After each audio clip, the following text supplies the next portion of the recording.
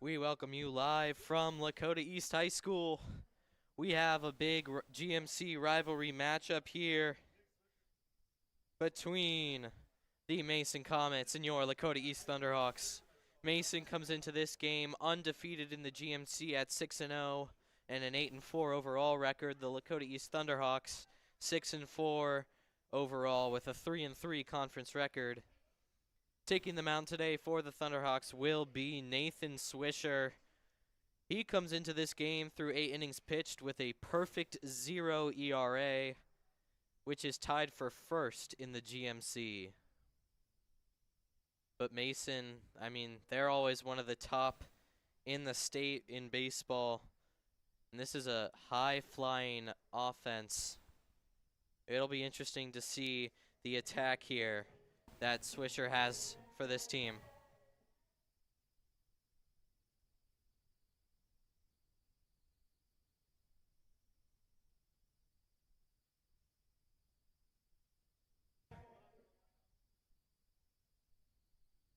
The starting lineup for the Lakota East Thunderhawks is number 6 Donovan Corbett, Aiden Sullivan at first base, Corbett at center field.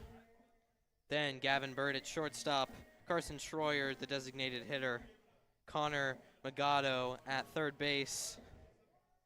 Number 12, Braden Reinhardt is catching. Number 4, Carter Egloff at second base. Number 11, Ben Cumel in left field. And batting ninth, Cole Miranda in right field. For Mason, leading off will be number 4, Sam Davies at shortstop. Number 13, Tyler Groff at second base. Number 8, Isaac Vargo at first base. Batting fourth will be the center fielder, number 2, Liam Sander. Batting fifth, the third baseman, number 3, Chase Gandert. Batting sixth, the right fielder, Grant O'Connor. Seventh, the designated hitter, number 28, Braden Jonathan. Batting eighth will be the catcher, Hudson Groppe. Batting ninth, the left fielder, Dylan Heimbuck. Pitching will be Ben Hanley. Leading off now for the Thunderhawks for the Comets, is number 4, Sam Davies. He'll take a ball high, and we will start this game. Ball 1.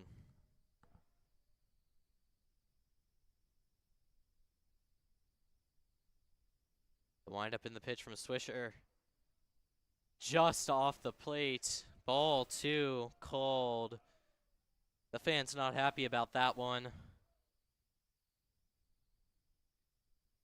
Swisher quickly in a 2-0 count. And that one just on the right side of the plate. And he's quickly in a 3-0 hole. Quickly needs to find a opportunity here. He'll just pitch a 4-pitch walk to Sam Davies. No, they called it a strike there. That works out in Swisher's favor. And this time he'll get a strike. He works his way all the way back, and now it's a 3-2 count. Davies still has not swung the bat in this at bat. And an opportunity to come all the way back. He gets him. Strikeout looking against Sam Davies, and that's one away. Wow, that was a crazy strikeout. I wasn't expecting him to come back after a 3-0 ball. Now batting will be the second baseman, Tyler Groff, and he'll look at a ball high. Will he make the same mistake of getting 3 balls? 3-0 balls. You never know. It's never easy starting against a team like the Mason Comets. So some nerves definitely has to come into it.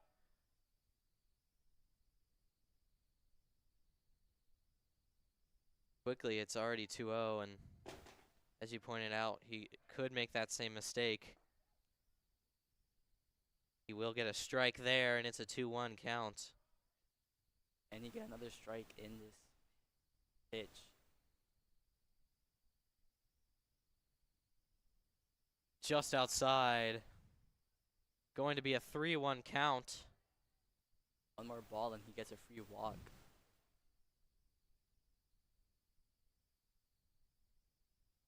Way outside. Passed ball, doesn't even matter. And trouble on the base paths now as Groff will take his base.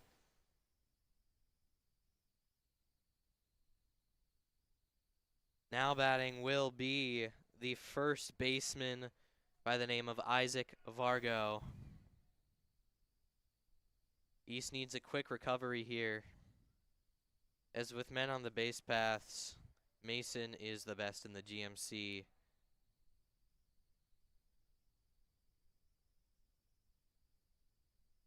Wind up pitch. Right over his head to the second baseman.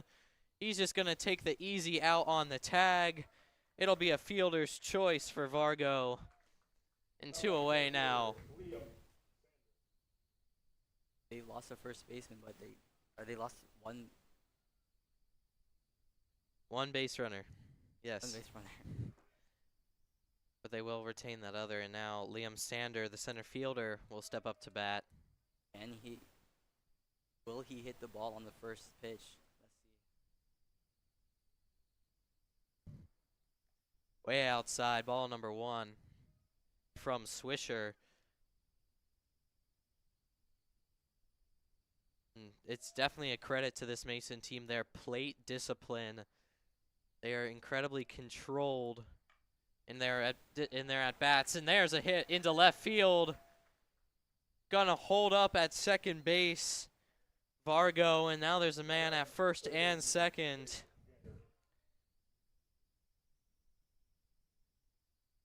So far, it seems his pitches have been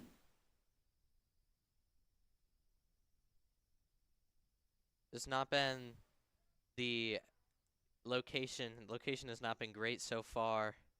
Mason has been able to read the pitches very well. And now, number 3, Chase Grandert will step up to bat. First lefty that Swisher will face. It'll be an easy ground out to first. Takes it himself. And East will escape with no runs scored and only 1 hit. We will head to the bottom of the first and step away just a moment.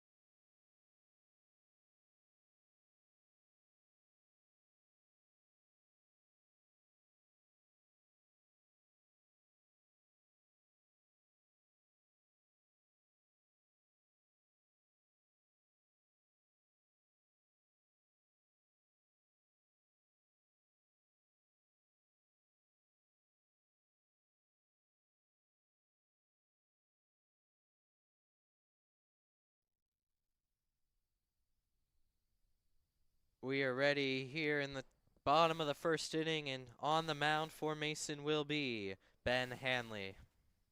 He currently has a 5th. Center fielder number 6, Donovan Corbett.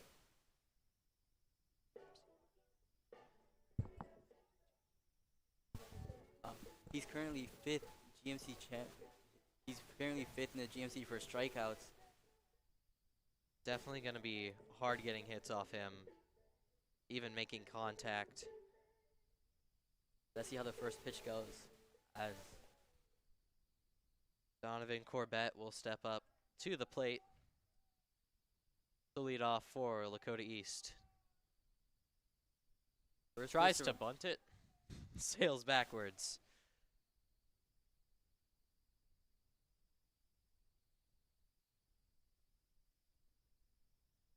Hanley is definitely bringing the fire already.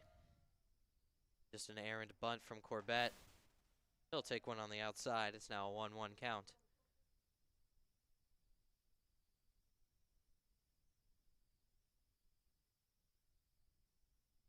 Wind up in the pitch to Corbett.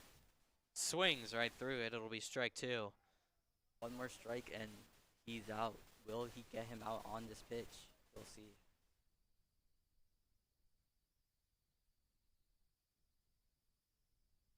Check swing called. Swinging strike three. And Corbett will be out to start. You can see why he is fifth in the GMC for strikeouts. Already he has the first strike on East. And that was just a nasty sinker into the dirt. But now the first baseman, Aiden Sullivan, will step up to the plate, looking to fare better than Corbett. And he'll take the first pitch high for ball one.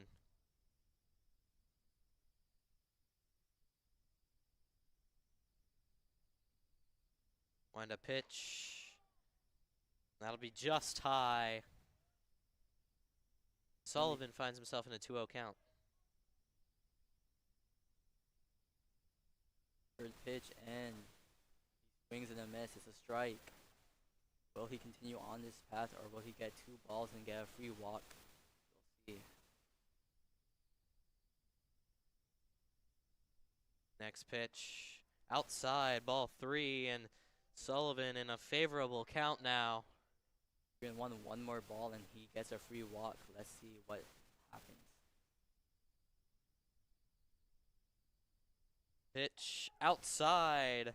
No, they call it a strike. Wow, I was not expecting that. That was a Certainly sailed away from the plate, but maybe it clipped the zone. Could use some ABS there.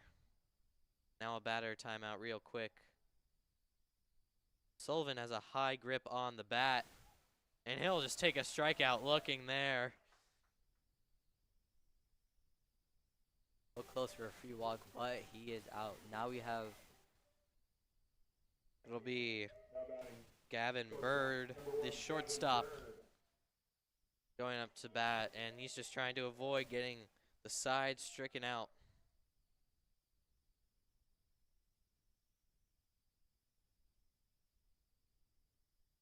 And he'll take a strike right down the middle. Quickly Hanley finding himself in a pitcher's count. And that ball would have been a wild pitch. Instead, it's just ball one. It's a 1-1 count now. what happens next on this third pitch. No contact has been made outside of a lone bunt hit foul. It's 2-1. That's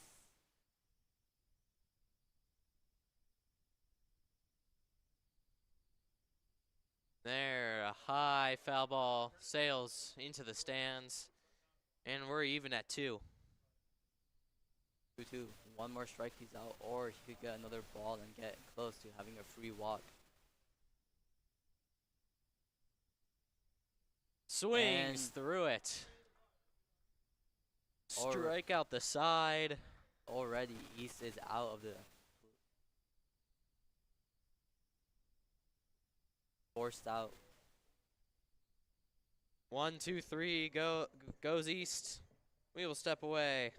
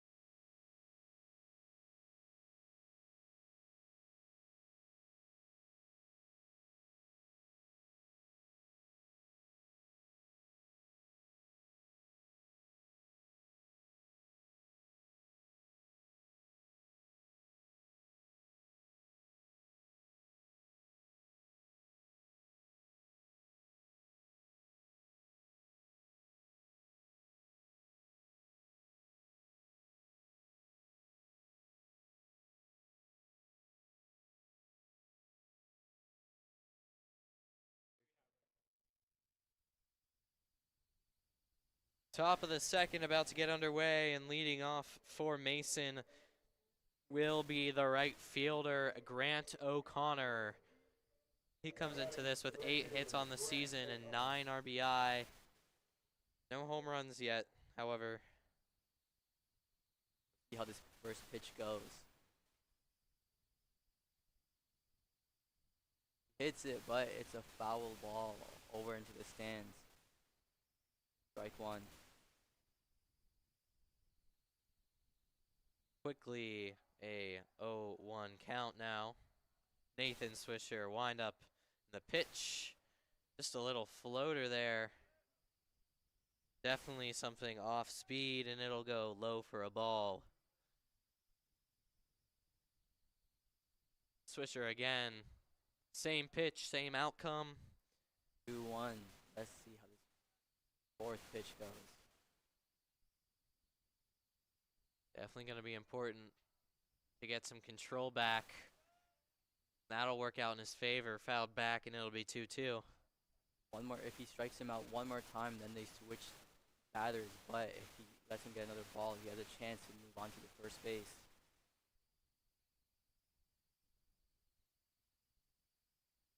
Staring him down. Swisher likes his call. And the batter will call a timeout. Readjust his gloves. Yeah, just a quick little timeout there. So both batter timeouts called so far. Really just about a couple seconds. Now Swisher will wind up and pitch.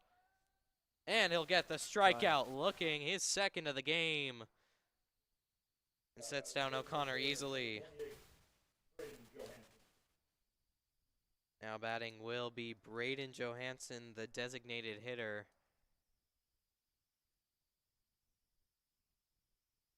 He comes into this one as one of Mason's best hitters.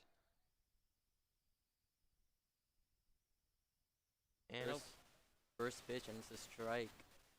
Like 0-1. Let's see if he can hit the next ball. that one's in the dirt. Plays off easily. It'll be a 1-1 count now. Evening up, he's readjusting his nerves. Can the batter hit this next pitch?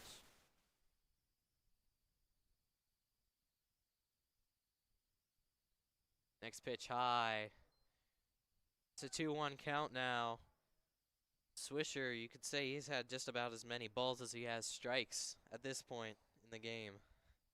Yeah, so far it's been a lot of balls, and we just add another one. It's a 3-1 count. One more ball, and he gets a free walk in.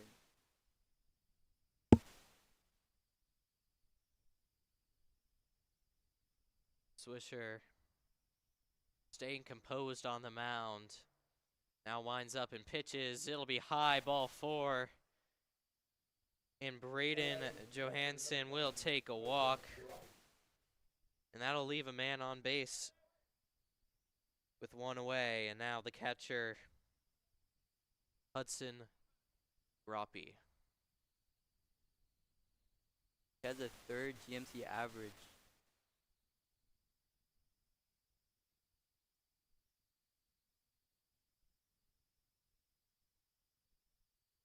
Groppe will look at the first strike just on the right side of the plate. A strong leadoff. Jonathan at first.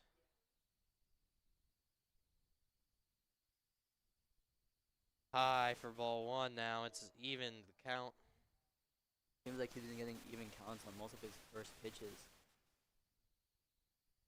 And he get a strike on this next pitch.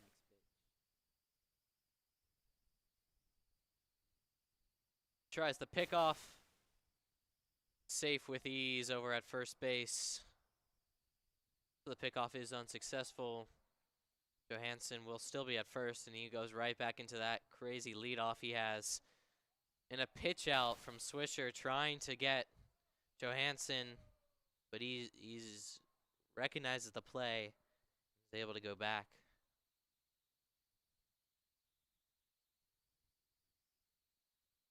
The 2-1 from Nathan Swisher. Low in the dirt. No, they call it a strike.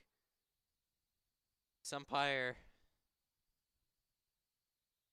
I'm still trying to figure out his strike zone. It's been kind of Very wide. iffy, yeah. Very big strike zone so far. Next pitch, and it's ball 3. It's a 3-2 count. If he gets one more ball, he gets a walk. If the pitcher gets a strike, then they switch. Let's see what happens. Very tense moment right now. Full count to Groppy. The pitch hit high into foul territory. After it, no go. Sullivan was on his horse, but we'll play again at 3-2. He really wanted that one. He did. I don't know if it would have been the best opportunity, because Johansson could have easily tagged up from first with his distance, but it's all for naught. It's a 3-2 count. Once again, tries the pick off. No go. Unsuccessful. Swisher keeps trying there. He knows Johansson, he's a dangerous man on the base paths. Fouls back, we'll play full again. Johansson doesn't have a stolen base yet on the season, but his speed is pretty insane. He already has 2 doubles in his 7 hits.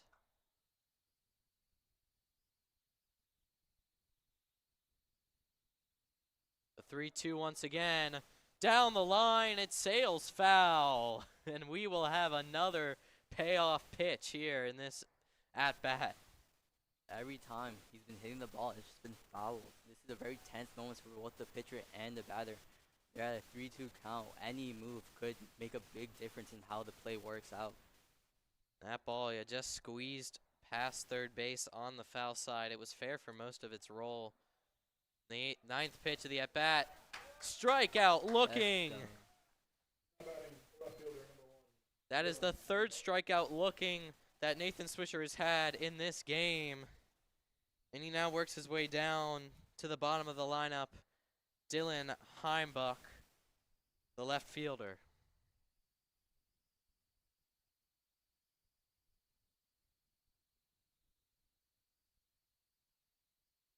First pitch, let's see how it turns out.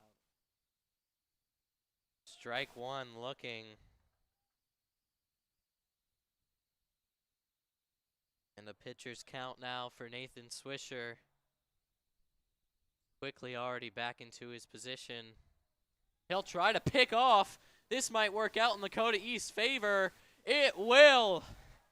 Lays down the tag, Gavin Bird. And the pickoff works out. 3rd time's the charm.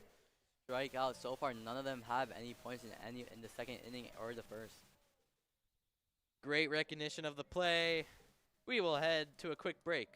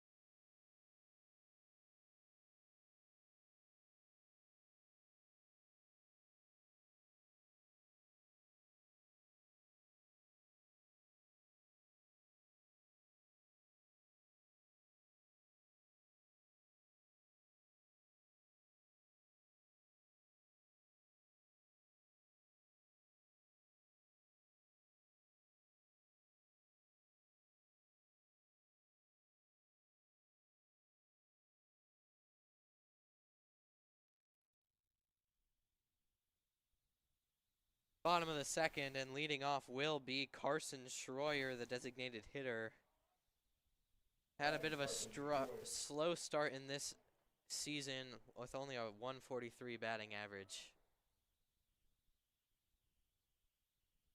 First pitch, it's a ball for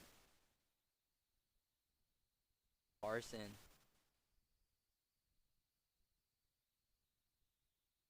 The 1-0 will be just at the bottom of the strike zone. It's a 1-1 count now to Carson Schroyer. Schroyer, of course, he does don that number 8, which he also wears during the football season. He'll foul it back towards us, and it's quickly a 1-2 count. So far, no contact has been made by Lakota East out into the field. It has all been foul balls. Will he strike him out on this pitch? Yes, he will. 4 batters, 4 strikeouts for Ben Hamley. And East already being met with one of the most dominant pitchers in the GMC. Connor Magato, the third baseman, will step up to bat now. He'll hit it out to right field. He makes the first base. He's going for the second. Will he make it in time? He makes the second base. He's running for the third. Can he take it? He takes the third base and he stays. A beautiful stand-up triple from Connor Magato. And that right fielder out there, he lost it in the sun. That was Tyler O'Connor. That's not something you need. He was only like a foot or 2 off from it. And first pitch swinging pays out in the favor of Connor Magato. Batting now will be the catcher, Braden Reinhardt, one of the many seniors on this team, and he's already has a man in scoring position. He'll just dribble it over to second base, who will throw it over the first. Connor Magato scores on that, and East is up 1-0. First point from throughout all the innings. There's only been 2, but can they keep scoring? Carter Egloff will take the plate now. East up 1-0 early in this one.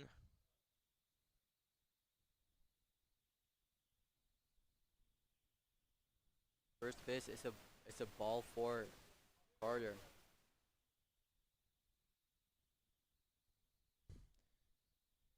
Carter will dribble it over to first base, and he'll take it himself. That'll be the inning.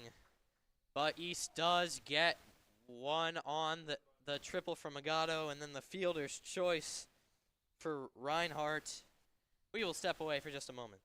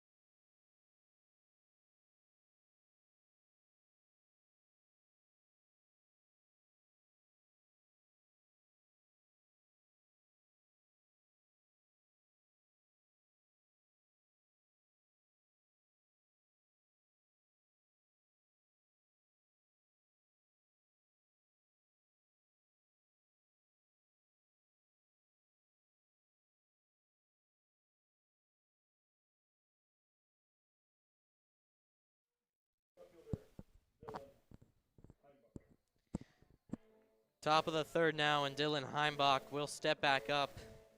His last step at, all he did was take a strike before they picked off Johansson, so he'll get another chance here, this time leading off the inning, and he'll take one in the dirt, ball 1.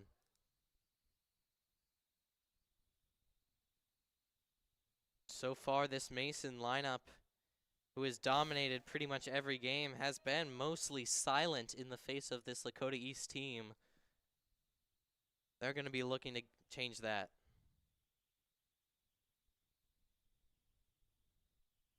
Swings through it. Strike number 2, one more strike and he's out. Mason has been doing good though. They've been collecting bases, but not enough to get a full run. Maybe in this inning they'll have their chance and get run.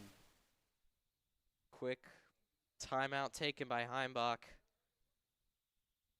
He faces down the ever-collected Nathan Swisher. And he'll just pitch way in. Heimbach a little disappointed because that was right in the line of where he was. If he had gotten hit, that would have been a free base. Is it really worth it to get hit for a base? I mean, if it ends up being keeping you, as long as it's safe. Egloff tries to shoot it over to the first baseman. They'll corral it, so it'll likely be ruled a reach on error for Heimbach.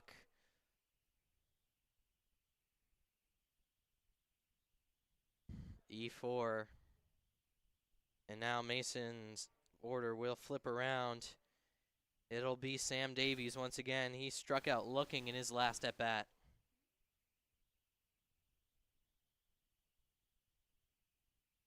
First pitch, and it's a 1-0. Takes a ball. That looked like it from our view. It was over the plate. Now the 1-0 from Swisher. It's fouled back by Davies, and the count will be evened up.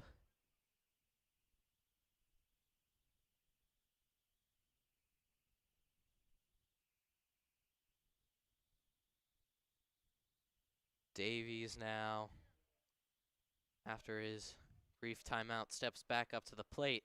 The pitch from Swisher, just outside, ball 2. And a hitter's count is brewing for Sam Davies. And that's high. Ball 3, just lost control on that one. One more ball and Mason gets another free run. Maybe Mason can actually make a run this round. Definitely within the realm of possibility if they get another runner. There's still no outs in this inning. It's a hit. High pop-up underneath it. Trying not to lose it. It falls fair. Gonna try to shoot it over to Egloff at second. They will get the force out.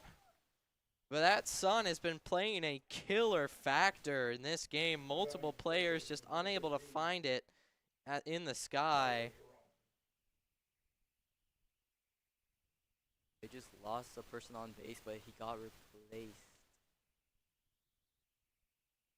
Next in batting is number 13, Tyler Groff. He again has a third GMT average. Mound visit now from the pitching coach. He'll make his way back. And with the one away, Tyler Groff will step up to the plate. He reached on a walk in his last plate appearance.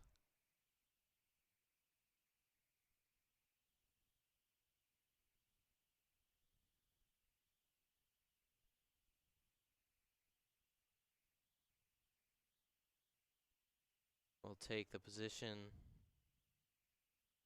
The pitch from Swisher just outside, ball 1. He's been throwing them there for most of this game now. Right in that spot. Just needs a little more control over his fastball.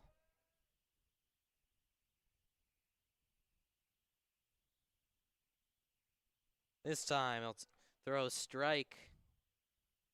Swisher works it back to a 1-1 count.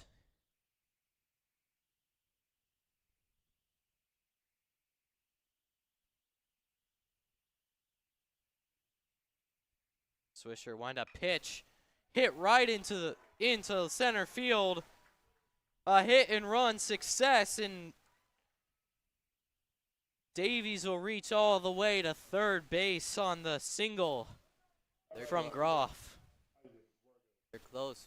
One more base and Mason can get their first run of this inning and the whole game. Some life now from the Mason starting 9. And Isaac Vargo will step up. He reached, but on a fielder's choice in the last inning. And this infield needs to be ready for any ground balls they can get so they can turn a double play.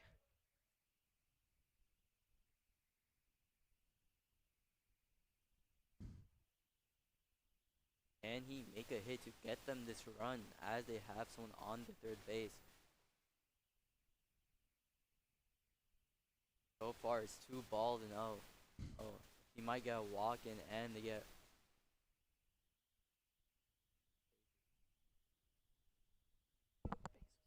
Bases loaded. That's outside now.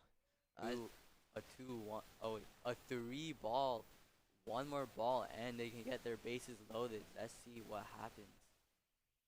Swisher needs a strike desperately here. The pitch. He gets it. Looked pretty low from our view, but that does benefit East, and Swisher gets another opportunity. Batter timeout called. Really high nerves. If he gets a ball here, he can get his bases loaded for his team, and they're going to be closer to getting this run on this inning. It is important. Stay composed. Ball sails out of bounds. And it's a full count now to Isaac Vargo. The pressure is on. It's really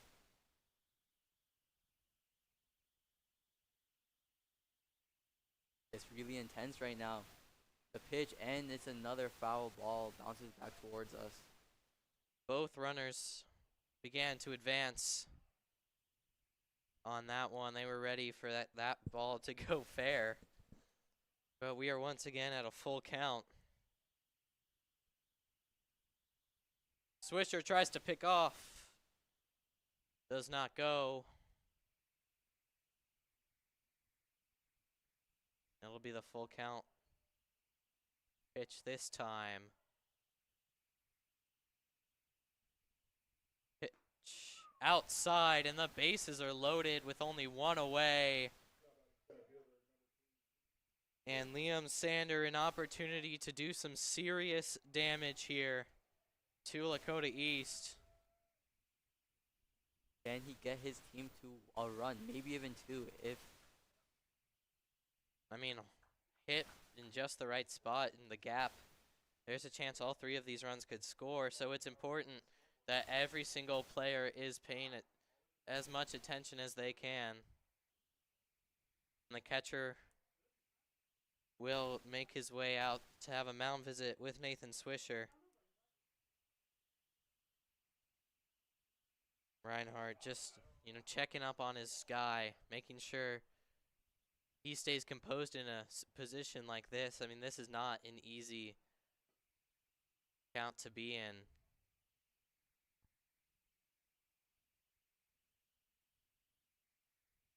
Multiple guys coming out, showing their support over by the dugout. And that'll do it for Nathan Swisher. He is coming out, and going into pitch will be Carson Bruce. Nerves have been high for him these past few innings.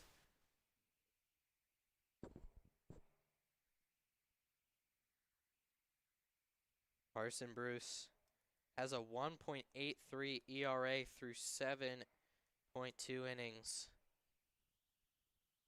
15 strikeouts. He's a big-time pitcher for Lakota East. And they did pull Nate Swisher before he could ruin his 0.0 ERA. GMC leading, as we mentioned earlier. But if any of these runs score, that is going to go against Swisher and not Bruce. Unless, of course, of the home run, one of those runs would go against Bruce.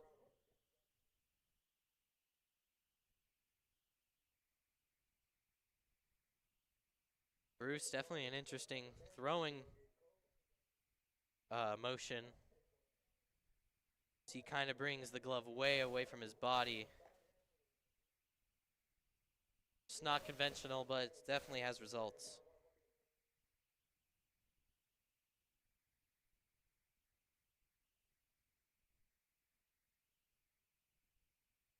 As they're practicing, they're getting ready for this fully loaded bases.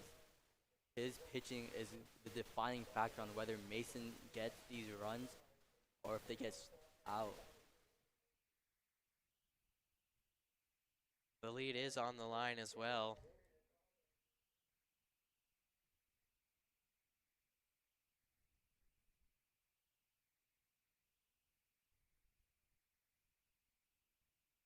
Bruce all smiles out there. He has that collectedness, that confidence that you need in a moment like this, with bases loaded and only one out. Big opportunity now for Liam Sander, the center fielder, as he can get a lead now. Their performance, the pitcher and the batter, their performance on this inning is what's going to define the game. So, define the game. First and third move in, short and second out. They're playing ready for the double play opportunity. And Bruce will take his first pitch. Outside, ball one.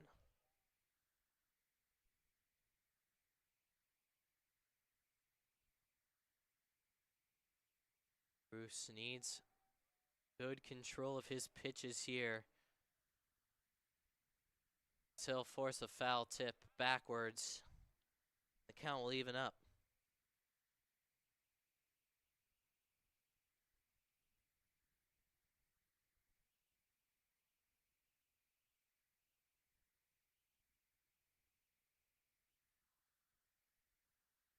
Bruce into his windup. The pitch. Down the middle, and it'll be strike two, a 1-2 count. If Bruce strikes him out right now, they get closer to saving themselves from these loaded bases. Batter timeout. Gonna get a better grip on the bat and reaffirm his position. Bruce with the pitch. Outside low, and it's now a 2-2 count. Out, but Bruce still has a chance to strike him out on this pitch. Both of them are very confident in their standings. They believe they can make or break this play. Strike three, swinging. A big time play there. And that'll leave them loaded now for the third baseman, Chase Gandert. He already has 7 RBI on this season. Looking for more here. The pressure's really on now. One more out and they switch. But one good play and they get a run. Mason gets a run. Third and first move back to their typical positions. They're probably going to be trying to play for a fly out. And there's, of course, a force at any base. They'll take that one low. Count even.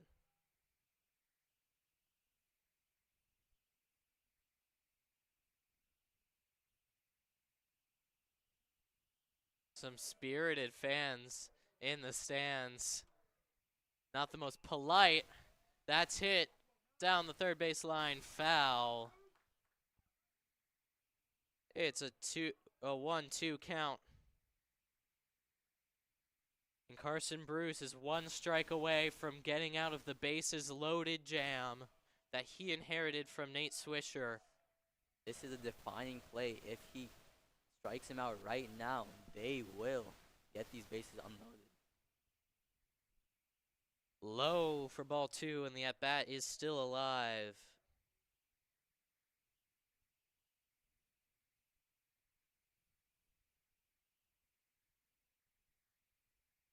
Carson Bruce collected, wind up, and the pitch.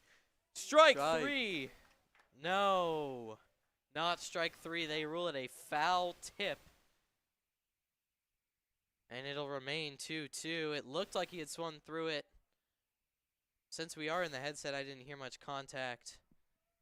But the at-bat is alive. The fans are really spirited about who they want to display. Both sides. Payoff. Outside. Now Full count. it's really on. One more ball and like they get a run, but one more strike and their bases are unloaded for East to play next inning. Carson Bruce. Payoff pitch. Got him! Looking down the middle. Bruce leaves them loaded. And Lakota East keeps their lead alive as we head to the bottom of the third. We'll step away.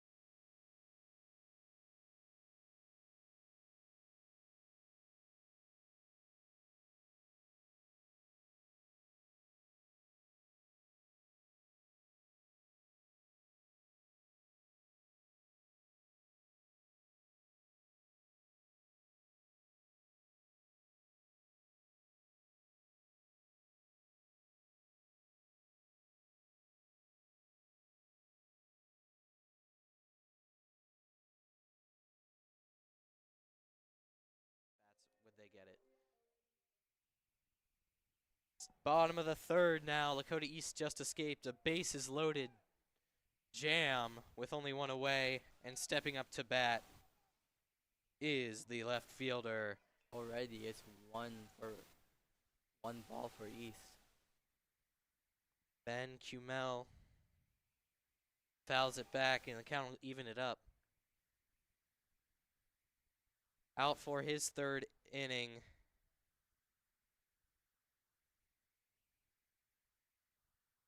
Second, third pitch. Let's see what the outcome is.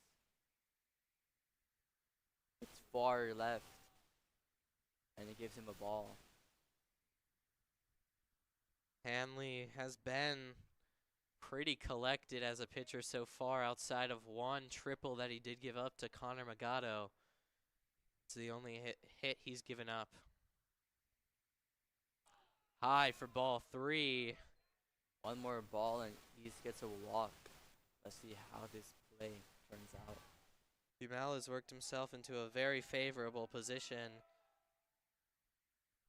And he will take a strike right on the edge of the zone, and it's a full count.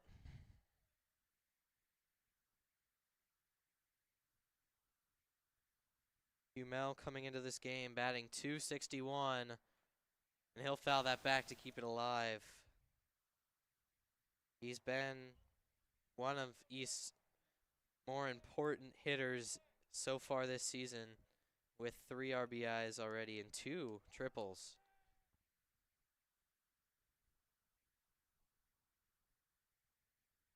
Mel in his stance, the windup and the pitch from Hanley. That's hit into the left center field gap on pursuit, and making the catch is Groff, and that'll be 1 away. That was a really nice catch from him. Went directly into his glove. He just read that well, and when we've seen so many players already in this game losing it in the sun, Groff was able to spot the ball on the line out. Now batting is Cole Miranda, who will take one low to start the at-bat.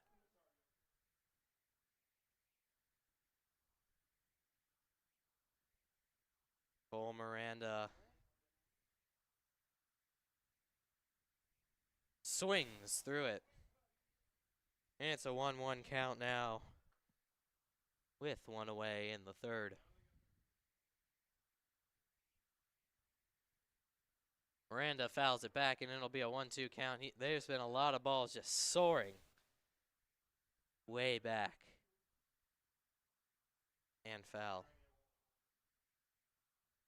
One more strike and he's out. Let's see how the pitcher plays this.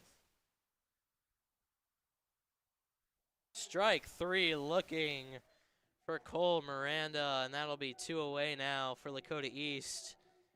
And my goodness, Hanley is already up to 5 strikeouts on the game. Now batting center fielder number 6, Donovan Corbett. Donovan Corbett up to the plate now. He struck out swinging in his last at bat on the check swing. He'll take a low one. Rolls away from the catcher. It's ball 1.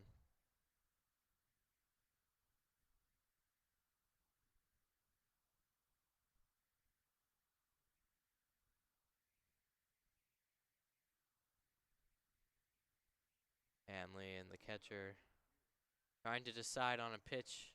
They find it. The pitch is a strike. A little higher. Still in the zone, but regardless, a little higher.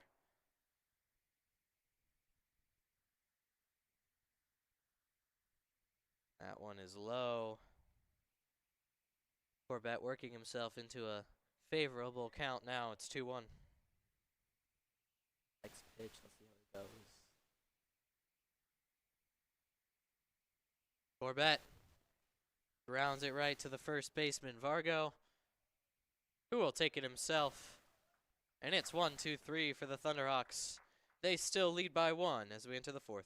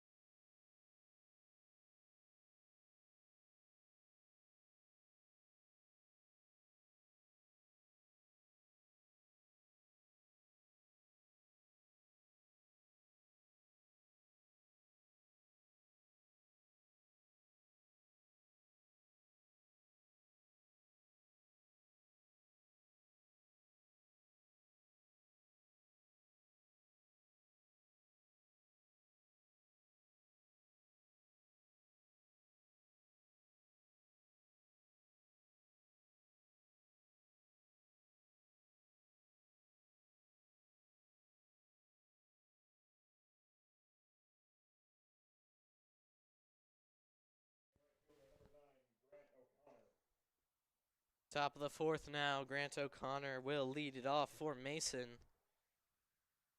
Struck out looking.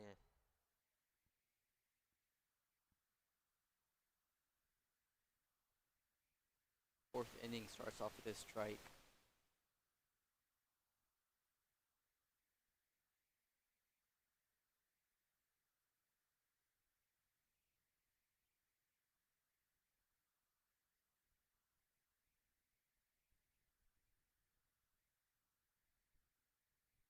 He High hits it. fly, right field. And After it is Miranda, makes the catch. again, this harsh sunlight makes it hard to catch the ball. That catch was clean. It's surprising he could catch it in this weather. It is also, yeah, quite chilly out, which does mean the ball is going to be a little harder to really get up in the air. It's going to be a lot more solid. At the moment, it's in the 50s.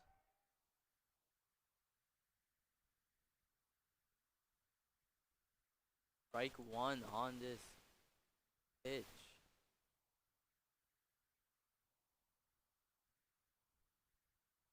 Braden Jonas, goodness. Strike two already. It might be a clean strikeout. Let's see.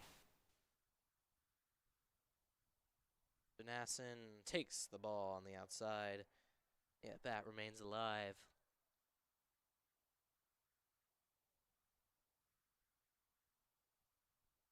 Jonasson was walked in his last at bat. Now faces a 1-2 count and strikes out looking. Bruce gets his second strikeout of the game. Already near the basically the start of this inning, they have 2 outs. Can they get another one on this pitch? Up to bat is the catcher, Hudson Groppe, who will lean outside at a ball sailing right past his head. Ball 1.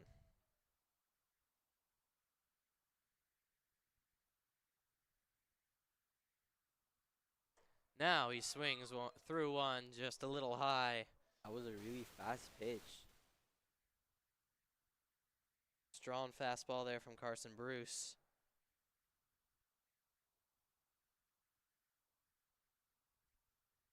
And he'll take another one there. It's already a 1-2 count.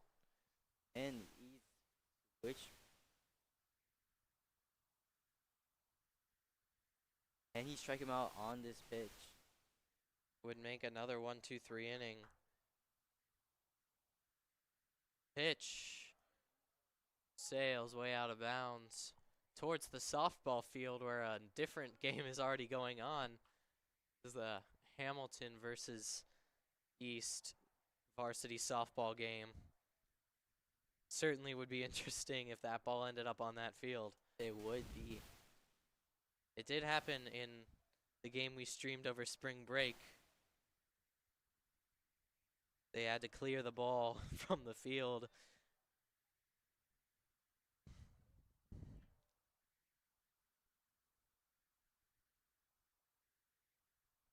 He hits it high. Underneath it. And caught is Connor Magato. It'll be a 1-2-3 inning. And we will step away.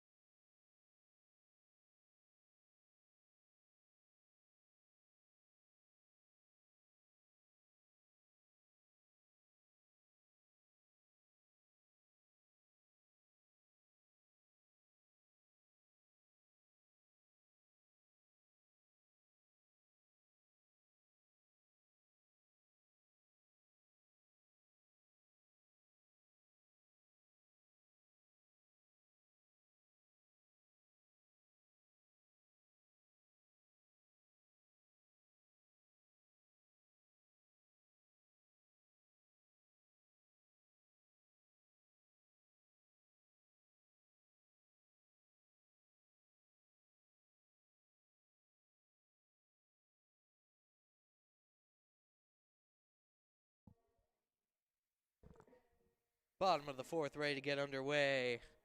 And up to the plate will be Brody. Sorry, excuse me. It'll be Aiden Sullivan leading off.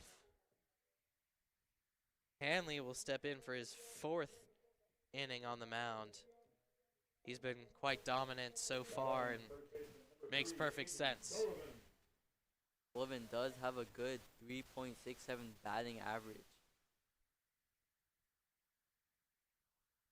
Sullivan did strike out looking in his last at bat, looking to change that series of events as he takes strike number one.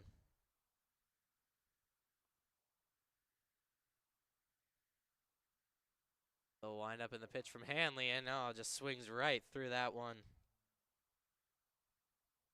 And quickly, Sullivan finds himself in an 0-2 count.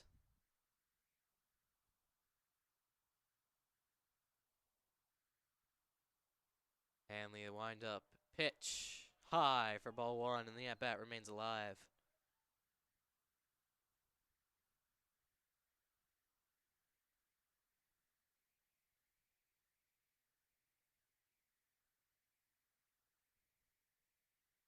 Batter timeout. Just doesn't like how long that the pitcher and the catcher are deliberating. Wants to reset it. Now here comes the pitch. Fouled back, and the at bat remains alive. Pitcher's close to getting a strikeout on this bottom inning.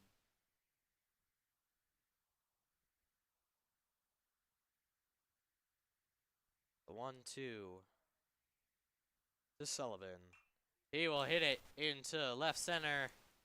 Center fielder will make an easy catch. That is Liam Sander out there. And one away. That was a pretty nice hit and catch by Easton Mason. Already it's 1 out. This might be the fastest inning we have this game. Just, yes, as you mentioned, just a solid contact, but the fielder was able to get that with ease. Now stepping up will be Gavin Bird, who struck out swinging his last at bat. And he'll look at strike number one.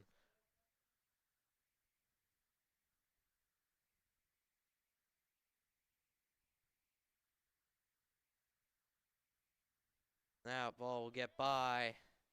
It's a 1-1 count now to Gavin Bird.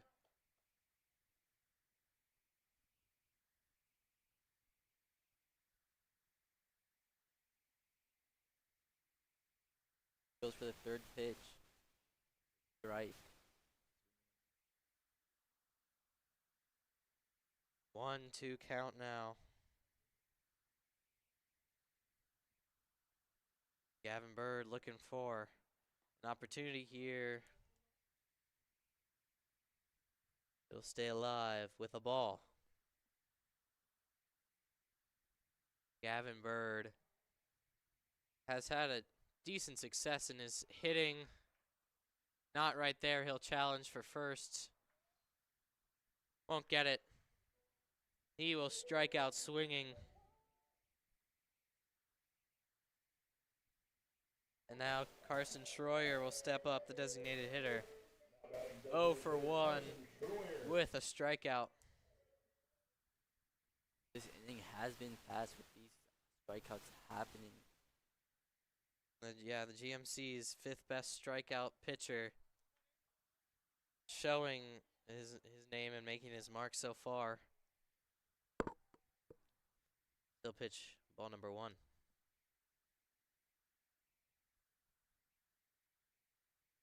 That one will go right through the middle of the plate for a strike.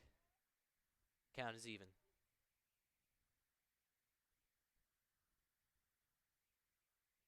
And he'll swing through that one, shooting for the moon. And now he is behind in the count. Outside, ball two.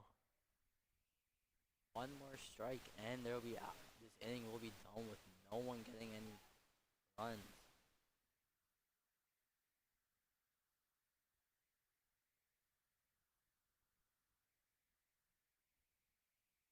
Set. Wind up. Pitch outside. And Schroyer works it to a full. No, excuse me. They call it a strike. 7th strikeout now for Hanley. And East will hold a slim 1-0 lead entering the 5th.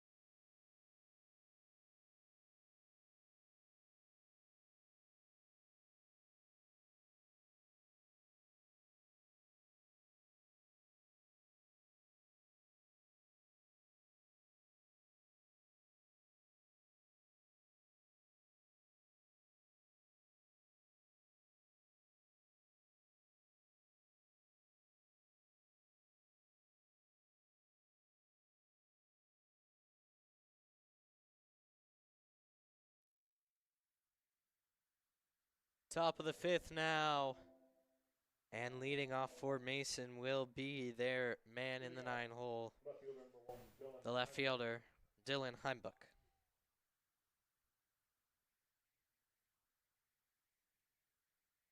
In his last at bat, he reached on an error from Carter Egloff.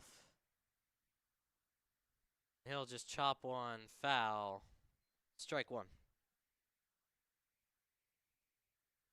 Well, it's the 5th inning now, and we still haven't heard from Mason's offense really all that much. There was that scare in the 3rd inning with the bases loaded, but outside of that, 2 base runners, none of which scored. Maybe they can change it in this inning. Who knows?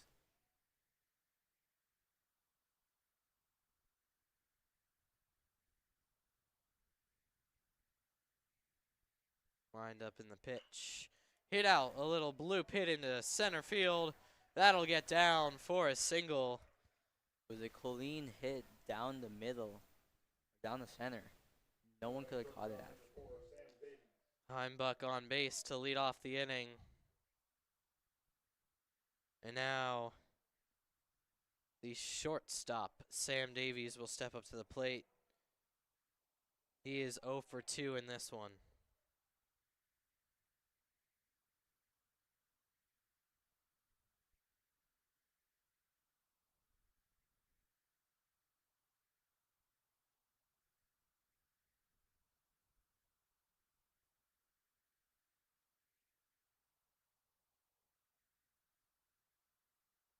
Watching for the pickoff is Carson Bruce, who will now wind up and throw ball number 1 in the dirt.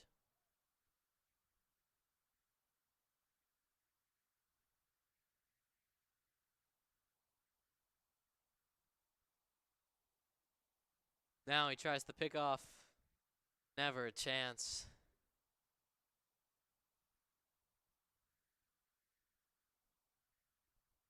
Davies will step back into the box. Bruce pitches outside low, and it's a 2-0 count.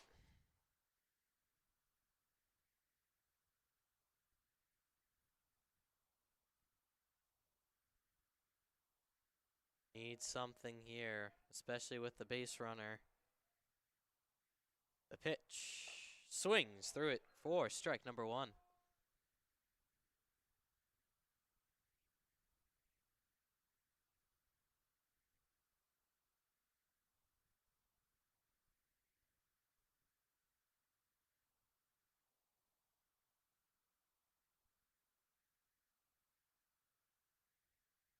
And he throws it through the zone. Strike 2 now, and he's worked it all the way back up to even. One more strike and he's out. Let's see how this pitch goes. Bruce checks first. Now into position. Pitch high, and it's a full count.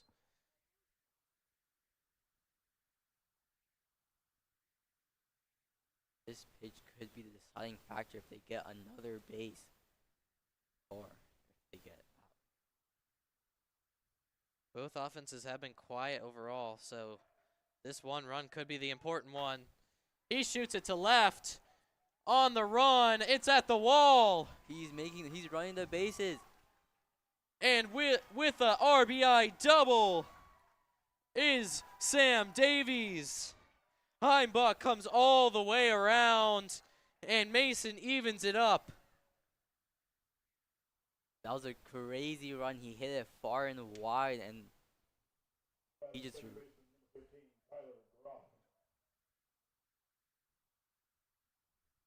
There was great pursuit there from Ben Kumel. But it's all for naught. And with a man in scoring position, up comes Tyler Groff.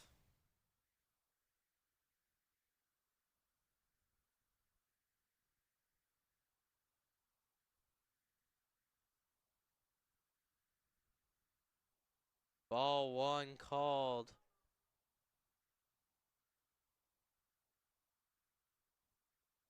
The fans are really rooting right now. You can hear them both from both sides. Pitch swings through it for strike 1. Bruce, he really just needs to get recomposed here. This game is not lost yet.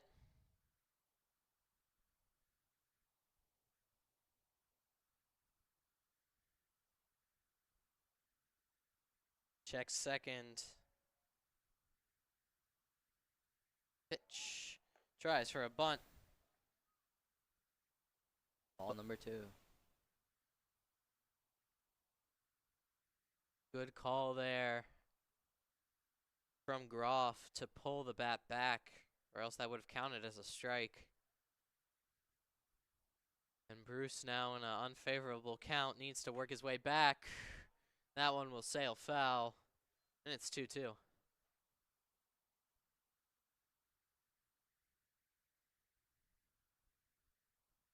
One more strike and he can strike him out, but he could also give him another ball, which brings him closer to a free walk.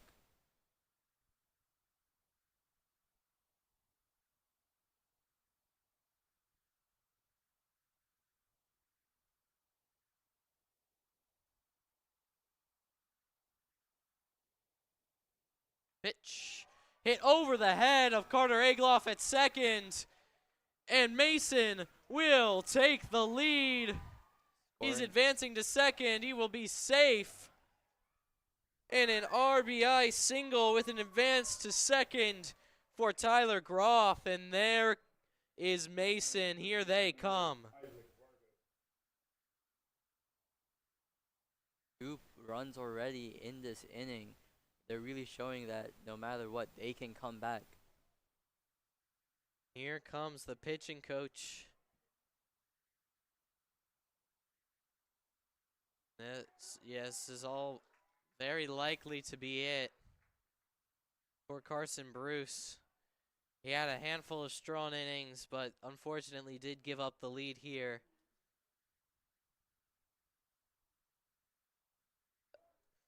No one has left the dugout.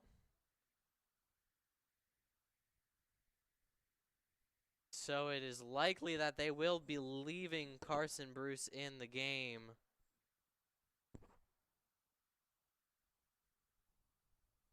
But Braden Full did start grabbing his stuff in the dugout to make his way over to the bullpen.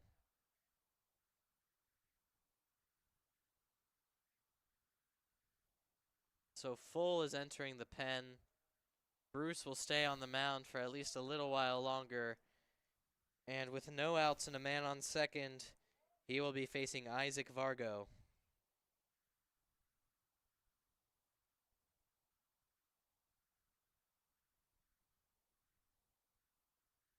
So far, there has been any outs, and Mason has a strong lead on this inning. Let's see how this play plays out. Calls a timeout before a pitch is even thrown.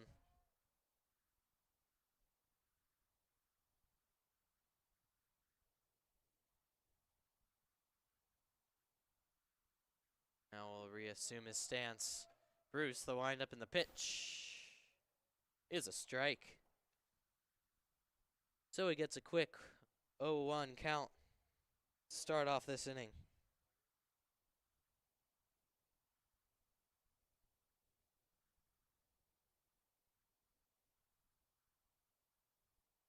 The pitch.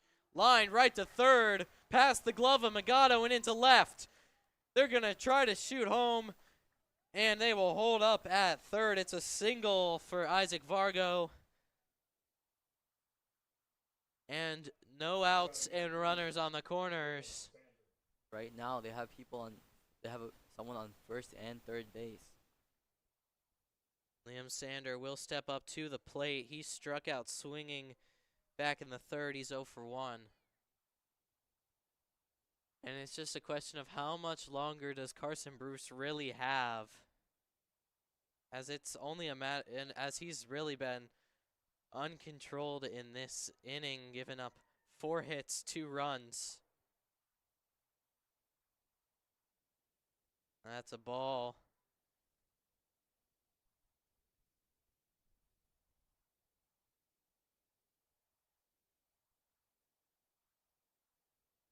Excuse me, they change it to a strike. The official ruling. Nice needs to find something here. A strikeout would be greatly important. And that one's way in the dirt for ball 1.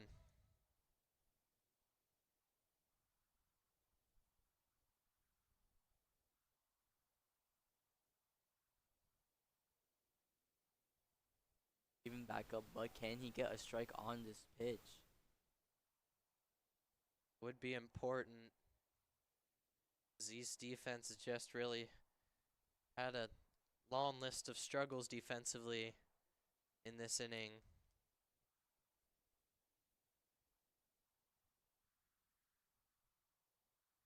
Bruce needs to stay confident here,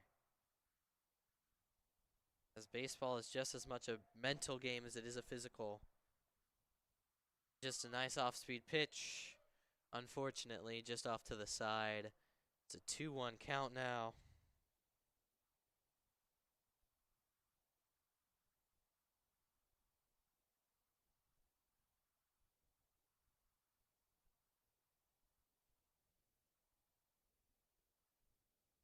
Bit of a timeout call.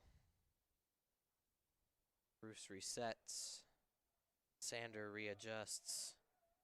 The 2-1 pitch from Carson Bruce. Instead, he'll go for a pickoff. Once again, no going. He keeps trying.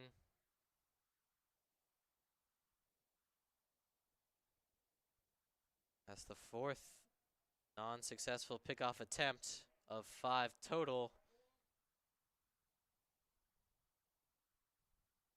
Strike 2, it's a 2-2 count. One more strike and can be the first strikeout of the game. Let's see how this pitch works out.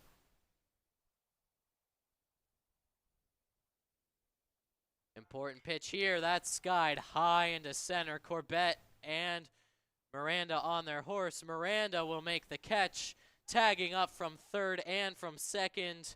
The run will come in to score, and Vargo will move up to second, so it's a sacrifice fly for Sander, and it's a 3-1 game. But an out is recorded, which is huge.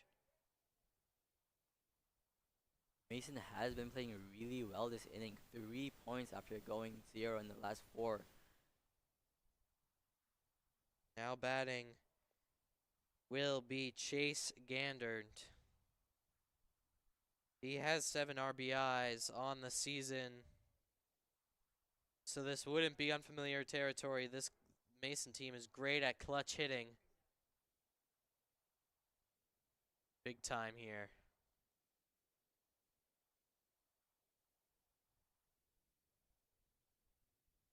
The pitch from Bruce is fouled back. An early strike.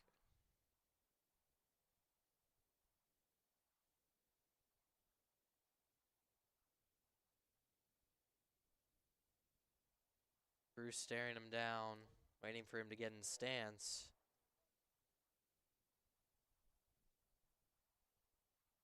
Now he sets a pitch. Fouled back again. And it's Another strike. 0-2.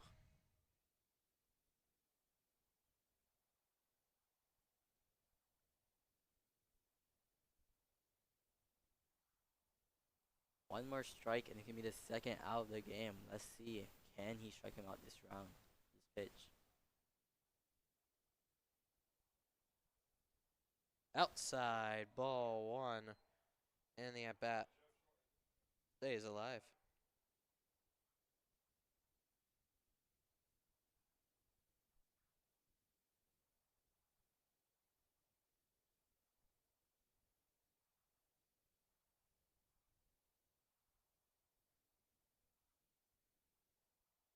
Carson Bruce the pitch. Swing and a miss. 2 away now on that big time strikeout. Not out of it yet though. Grant O'Connor will step up to the plate. Still with that man in scoring position.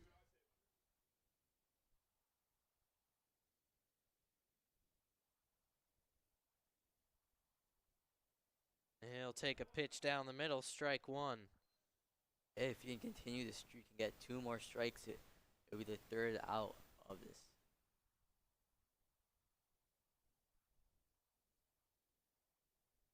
Bruce looking to get out of this inning. The pitch outside. Backed him off the plate a bit. The count's even.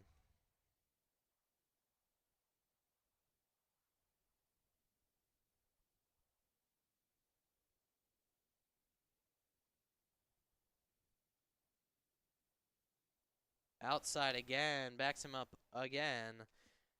And it's a 2-1 count now.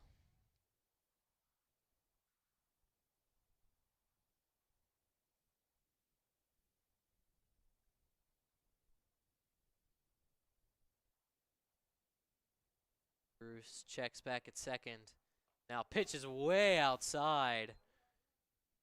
A great save there from Reinhardt, or it could have gone past. And it's a 3-1 count. One more ball and they get a free walk.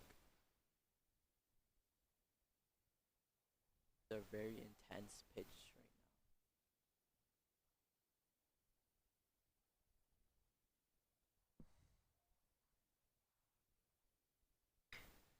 now. Grounded. Egloff, a great dive over to first.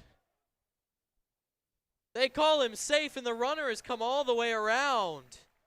2 score. It's 4-1 Mason. This has been intense. Mason with the 4 runs in the single inning.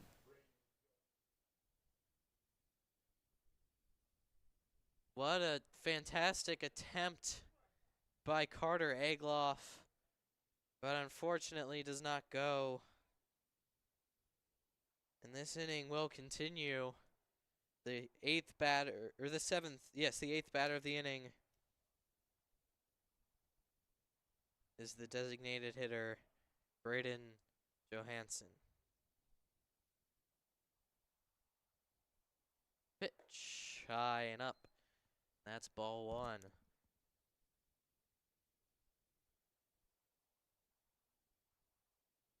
This one's really starting to get away from Carson Bruce, but one can assume that Braden Full over in the bullpen still needs time to warm up.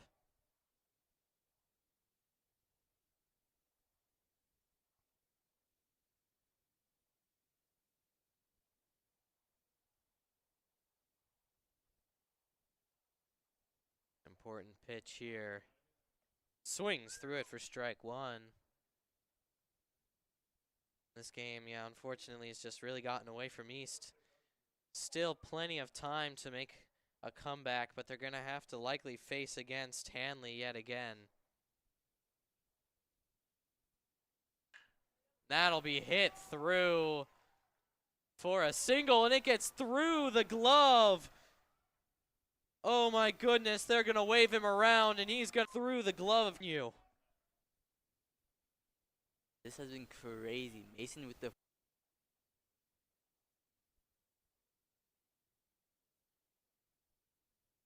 ball in his set. Wind up. He'll toss it. And they finally escape the inning. On that play, Mason 5 runs. And East will the hit by pitch. Now batting. The hit by pitch. Now batting. Wait, Isaac Vargo now will make his way out. This has been lots of great hitting now. This is the 4th at-bat for Isaac Vargo. East has not even made it twice through the lineup. Strike 1. first strike of the inning. Can he get another in this pitch?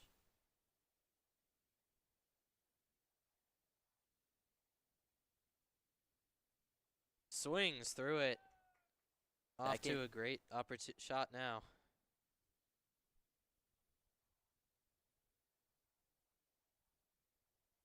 One last strike and get his first out.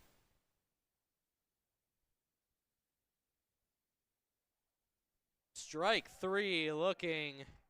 Bauer gets his first strikeout of the season. And it's in a great time there. Now up to bat is Liam Sander, the center fielder, who had that great running catch earlier in the game. That was a clean catch, especially during giving the sunlight. Pitch, and it's a strike. Swing and a miss.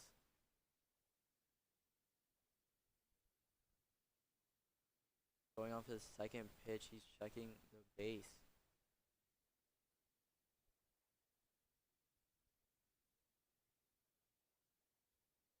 Goes for it, and it's a Wild ball. He's going all the way to third. They will get it in. But on the wild throw, it sails way, way past where it needed to be. In these critical moments, that is not something you want to see.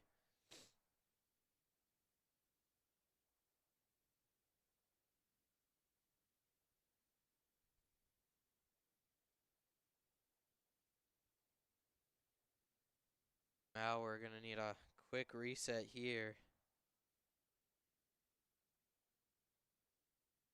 That sails foul. It's an 0-2 count.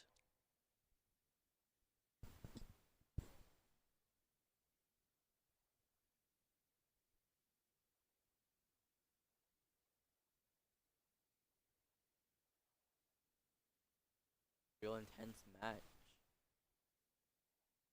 Can you get the final strike?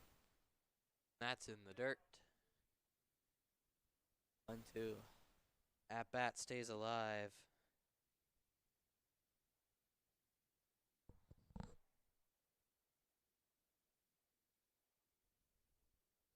Mauer staring him down. The pitch outside, ball 2. Count is even.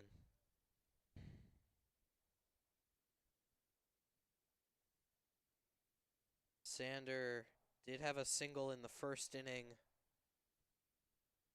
Has a walk. That'll be a ball in the dirt. It's a full count. One more strike and he could get him out, or he could give him a ball and get a free walk, another person on base. Then 1 and 3. checks third, then pitch. Outside, ball 4. Sander draws his second walk of the game. And Chase Gandert will step up with a man at both corners.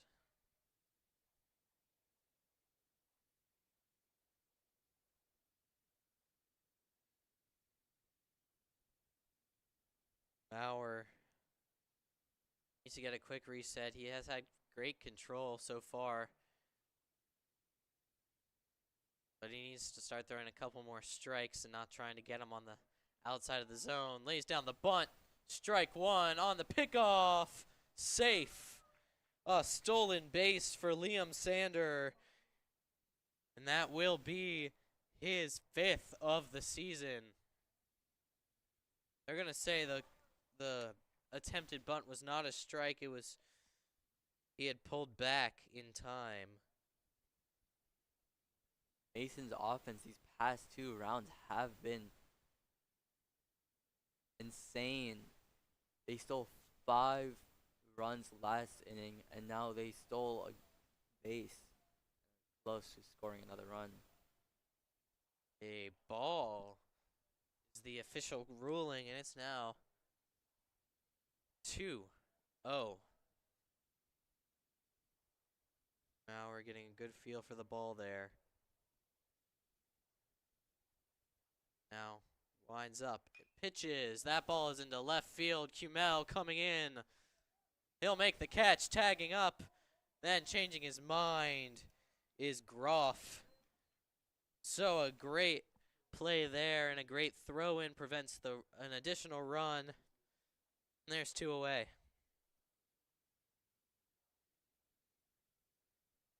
And now to the plate, Grant O'Connor. He is 1 for 3 on this game. Will Grant fill out the bases this round, or will he get struck out? He's going to foul one back towards the fans, and it's a 0-1 count. Lots of souvenir balls in this one, although they aren't entirely souvenirs as they do have to be returned. High school baseball, of course, they only have so many balls that they can use.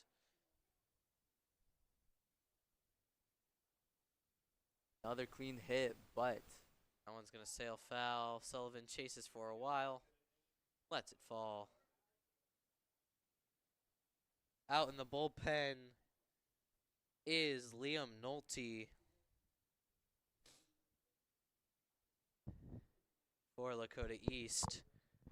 For Mason, still nobody. could this pitch be the final strike to switch positions?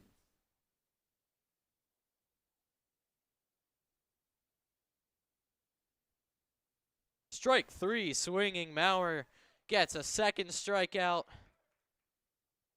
And East will escape the jam unscathed, heading to the bottom of the 6th.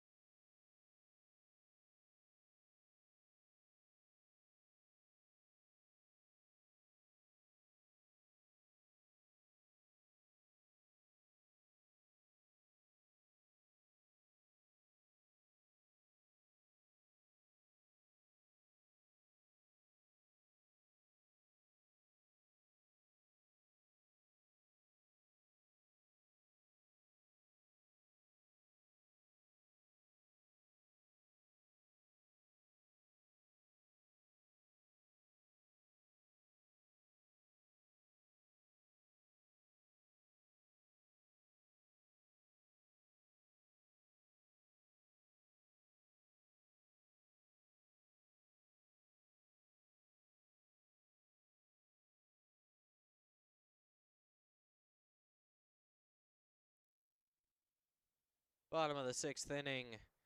And we will have a pinch hitter. Q Mel is coming out of the game, and Kyan Shanks will be taking his place. Kyan Shanks comes into this with a .091 batting average. He is 1 for 11 on the season. He's going to try and spur anything here. Going for the first pitch. He'll hit one up the middle and through. Kyan Shanks will get on base to start it off for the Thunderhawks. A great start to this inning for them, for the Thunderhawks. Now coming up to bat is Cole Miranda. And this is the first time that Lakota East has had a player on base since the 2nd inning in Connor Magato, who did end up scoring. Cole Miranda, of course, did strike out looking in his last at bat in the 3rd. Looking to change his fate there, and he just hits it right back into the mask of the umpire. Umpire seems to be all right. Always good to see. You never want an injured umpire because they don't really keep around backups.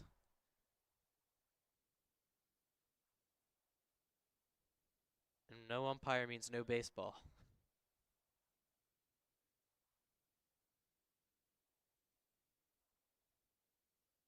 Miranda in his stance, and the windup coming from Island. A little bunt hit, and it gets through. 1st and 2nd now. This inning has been a great start for East. They've done their best so far. Hanley, I mean, it has been a minute since he's had to pitch. He could be getting a little tired now, and it is also getting colder. There is a man up in the Mason bullpen. I can't exactly see his number. But Donovan Corbett, with no outs, has an opportunity to spur a hopeful comeback for Lakota East. He'll foul it back.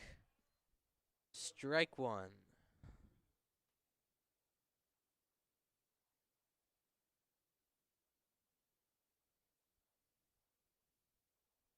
Donovan Corbett, a senior on this Lakota East team.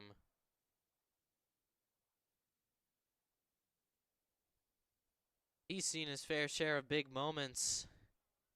He's already driven in 6 runs on the season. Can he make East get another run? He is on 2 strikes though. We'll see how this pitch goes. Fouls it back, and he'll keep it alive here.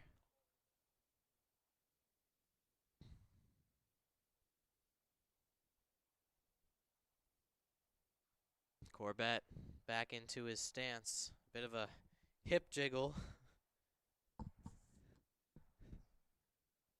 And Hanley pitches, fouled away again. Once more, the at-bat will remain 0-2.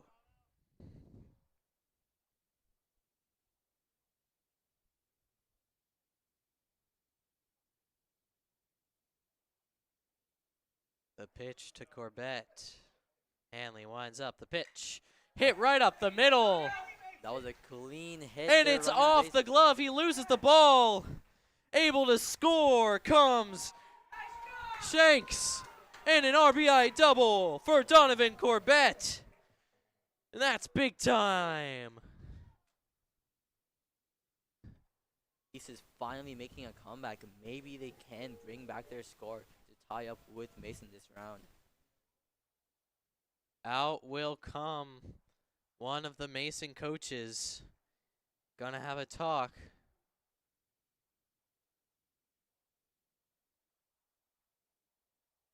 I'm keeping my eye on the bullpen. The door is open, but it appears that they're really just having a chat out there.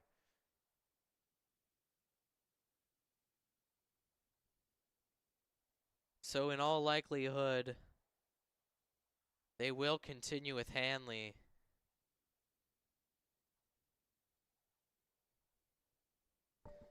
And now coming up to bat is the first baseman, Aiden Sullivan. Another one of those seniors for Lakota East. And Sullivan has 7 RBI on the season. And he has 2 men already in scoring position. So this could be a great chance to get Lakota East firmly back in this game. He swings right through it. Strike number 1. The shadows are ever slowly creeping in from the left side of the field. Going on to his second pitch. It's a clean hit. Right to the shortstop. He'll flip it over to first, but Miranda will come home to score. So 1 out, but an RBI.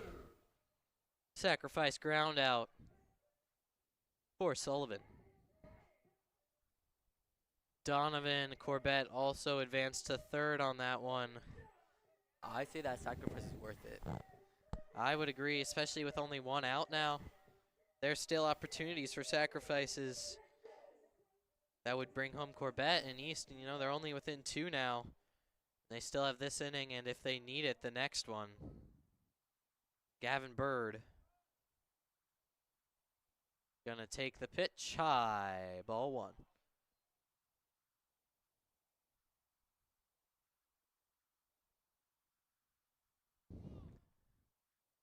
Gavin Bird, 3 RBI on the season. He'll take 1. That was wide. Ball 2. Corbett only getting a couple feet away from third. Not a strong lead off. He does want to play it safe. And he'll take ball 3. 1 more ball and they get a free walk. So then they're on both corners. Big time opportunity here now for Gavin Bird. Can he get it? He gets a 4-pitch walk. Nice and easy. Doesn't get easier than that, in fact. And Carson Schroyer will step up to the plate. Pitching coach or manager, he's going back out there. And this time it will be all for Hanley. So he gets 5.1 solid innings. And Mason will bring out number 35, Aiden Henger. And he will be pitching when we come back.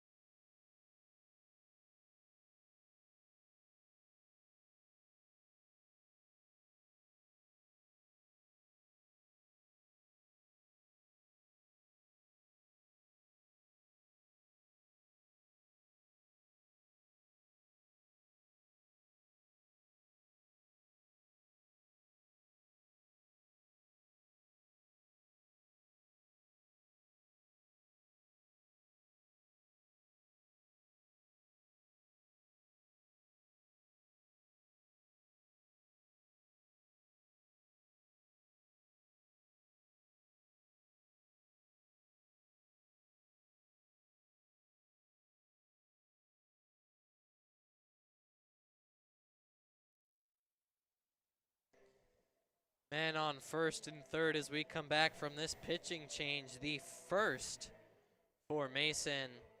They will be bringing in Aiden Henger.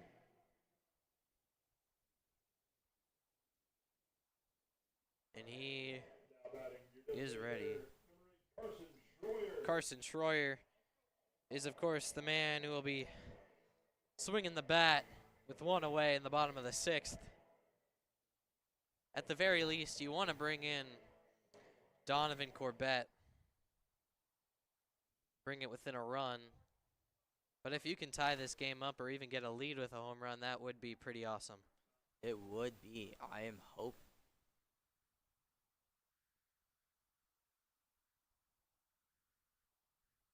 Pitch to Carson Schroyer is a strike.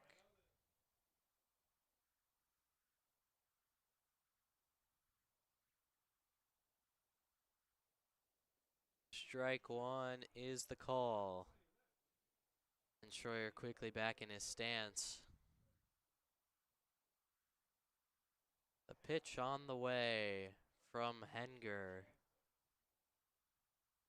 He's got a quick spin on it, and that is a hit into right field. It will bring home Corbett. Over to third is Sullivan, and East is within a run. This is big time baseball here. The score going from 5-3 to 5-4. They have people on both corners again. Will East make another run in this inning? And Connor Magato is batting with a man on third and a man on first. Third is the tying run, of course.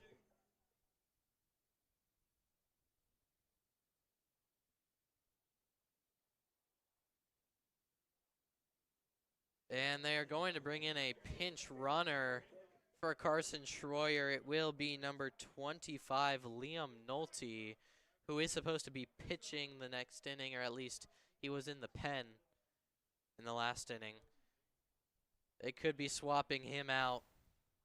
Of course, when you bring in a pitcher, that means that they now have to bat the rest of the game, but Liam Nolte has not hit this season.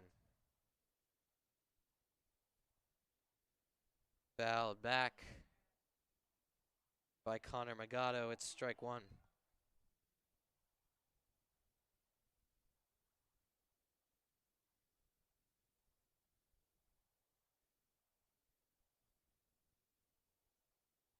Going for the second.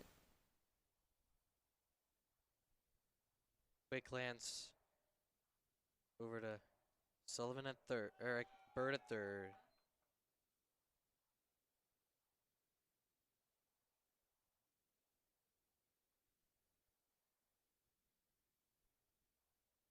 Gatto's looked at a 1-1.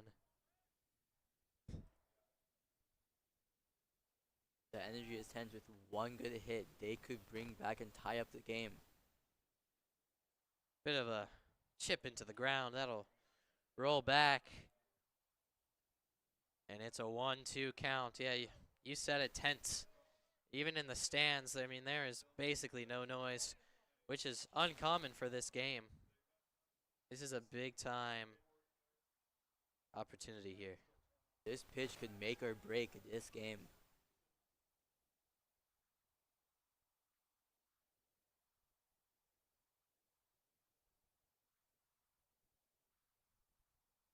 A long wait forces Magato to take a timeout. And yeah, just got in the head of the pitcher there a little bit. Much to the enjoyment of the fans. But they'll reset. And that one is high. This is still in this pitch.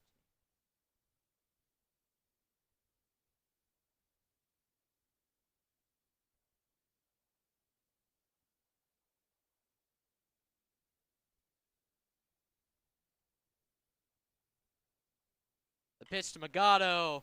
Right to third, it pops up. That will bring home Gavin Bird. Connor Magano forces a high pop, and Lakota East has brought it all the way back to tie at 5. Batting number 10, Thomas Zimmerman.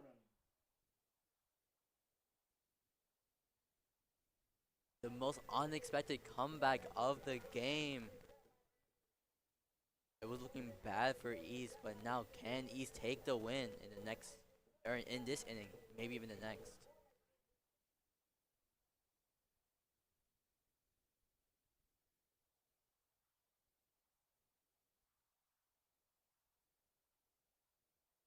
Now batting in exchange is Reinhardt. Thomas Zimmerman came in exchange. They're able to not get the tag. That was questionable there. That was very close. I don't know if I entirely agree. But at the end of the day, I'm not one that cares. Yeah, the manager, Kurt Bly of the Mason Comets, he's coming out to have a talk with the umpire about what he saw. Yeah, a bit of disagreement there. I mean, it did look like he got him. I'm not going to lie to you. It was very close.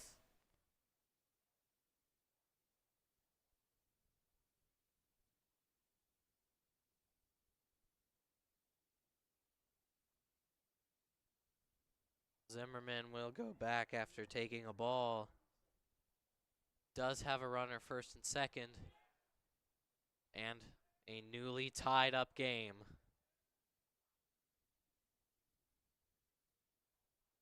Gonna lay down the bunt. And it stays fair because he picks it up. And it's over the head. Lakota East is gonna take the lead.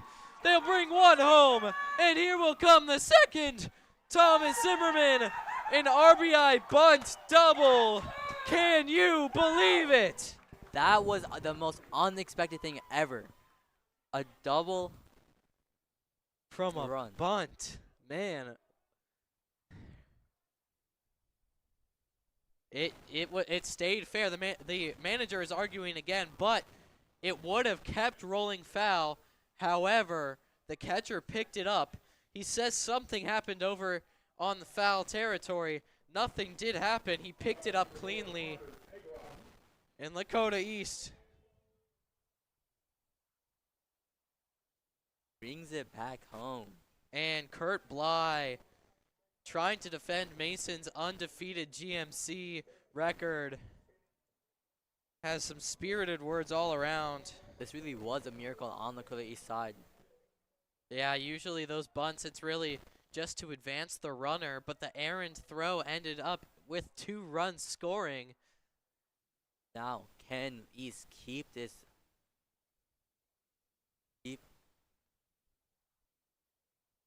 Egloff swings and a miss. Strike 1. This is the 9th batter of Lakota East inning. After this, Shanks will get a second go-round, barring some fluky stuff that results in getting 2 outs in this one at bat.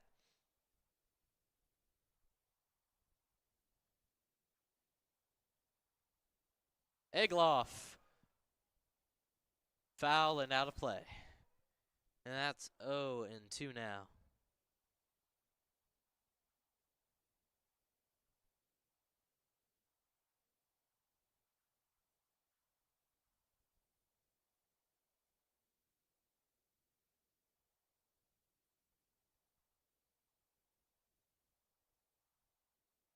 Egloff, wind up. And he'll look at strike 3. 2 away now, and Shanks, who came in as a pinch hitter, will now get a second opportunity. He, of course, did start this big-time rally.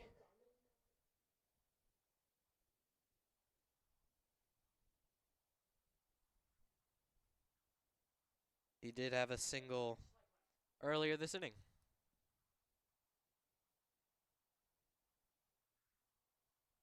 And that'll be strike one.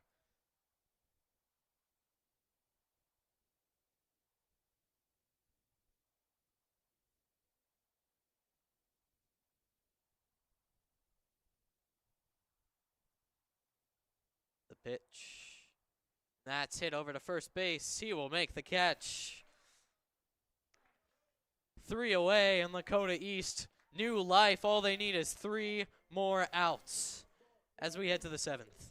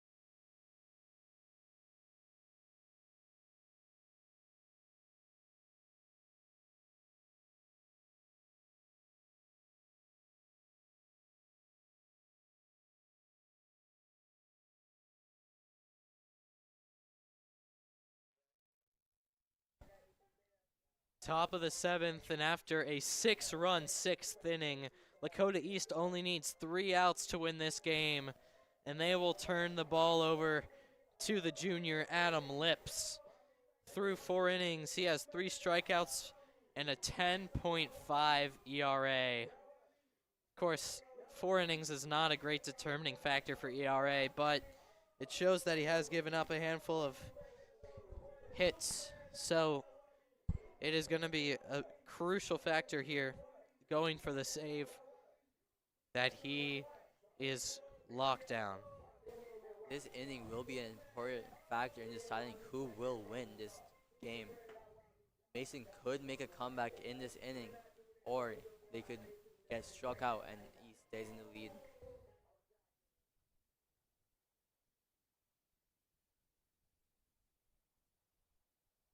Lips getting a couple more warm-up throws in. He is showing great confidence in his abilities.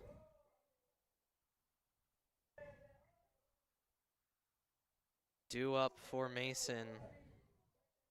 It will be.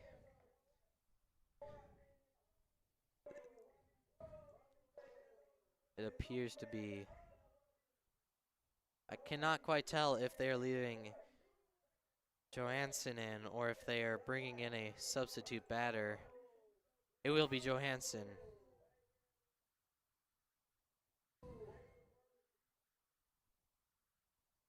Just a couple more throws should suffice for Adam Lips. And we'll be ready to go. Here we are.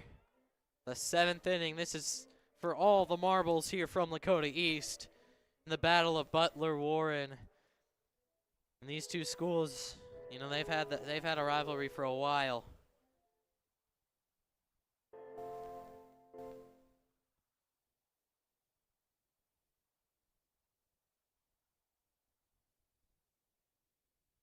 And leading it off will be Braden Johansson of the Mason Comets. See how this first pitch goes. Facing Adam Lips. 2-run ball game. Will take a strike. East.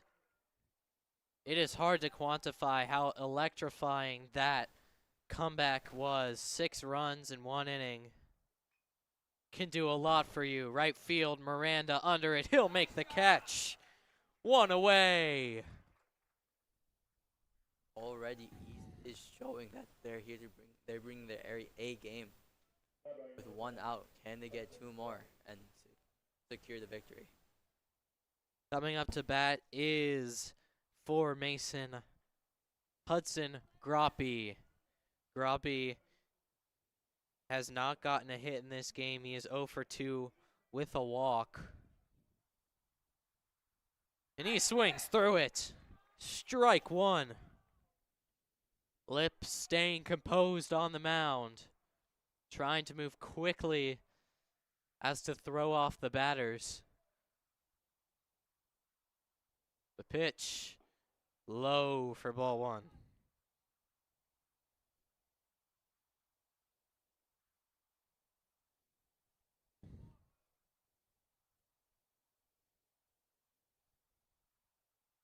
Lips with another one. And he's one strike away from setting down Groppe in this at-bat.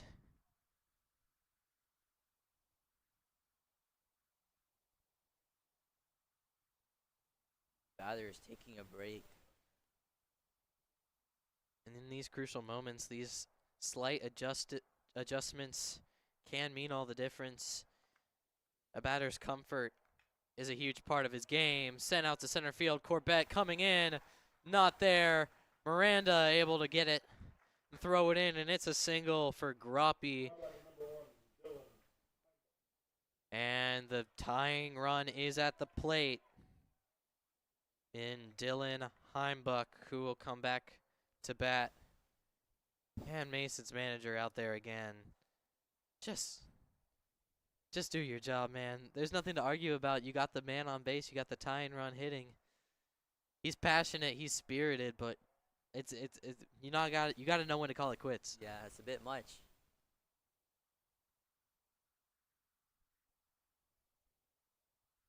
Dylan Heimbuck ready to bat. Some geese flying over the field. And Heimbuck will look at strike number one. And he strike him out again in this pitch. Looking at the base runner. Timeout called by the batter. Just needs a moment there.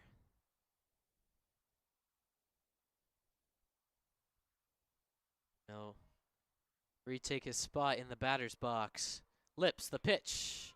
Fouled back. Strike two.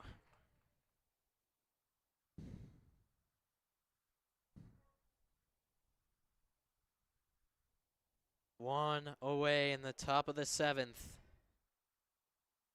East with a 2-run lead. And he struck him out in this pitch. Another timeout called. He's antsy here. Striking out the pitcher. He also needs his own time to rejuvenate and be prepared for what's in store. Adam Lips pitches in the dirt. Ball one, strike two. The at-bat still alive for Heimbuck. And Lipsy needs to stay focused here. He checks over at first, not going to throw it. Now he'll pitch in the dirt again, and the count is even. This is dangerous territory to be in for Lakota East.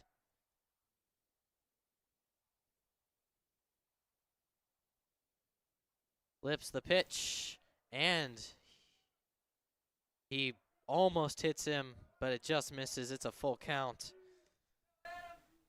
Really dangerous for Lakota East. If they want to stay in the lead, they need to make sure they strike out these batters. Lips staring it down, checks first. Ready to go right here. The pitch. Back up the middle. And Egloff tries to get it with his hand. No can do.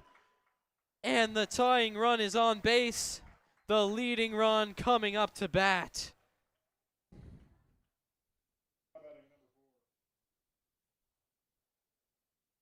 This is dangerous now for Lakota East. It was a very lucky hit with the unlucky miss of the catch.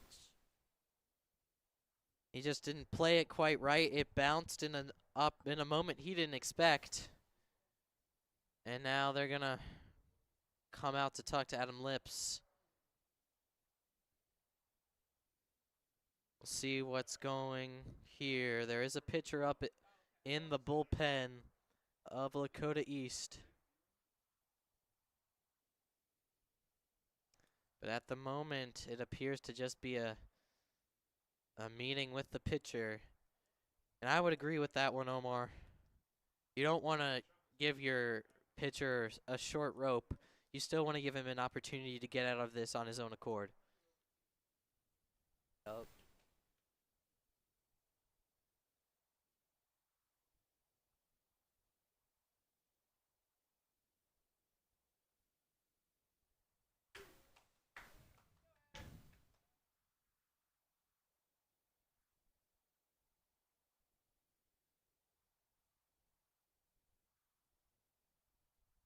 So now coming up to bat is going to be number 4, Sam Davies, in his 5th plate appearance.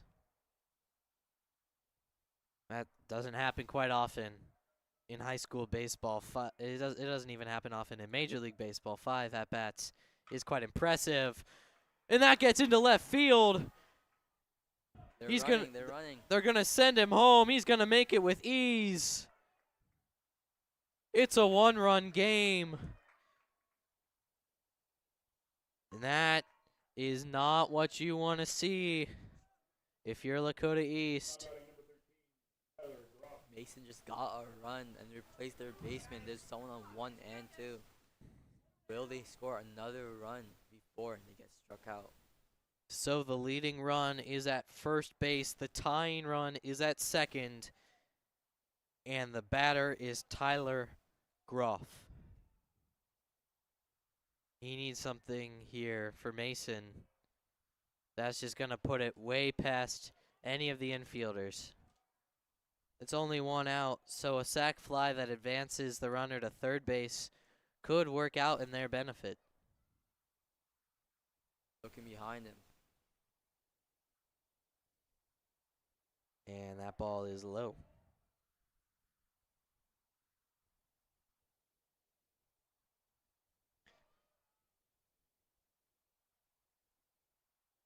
East still up by 1.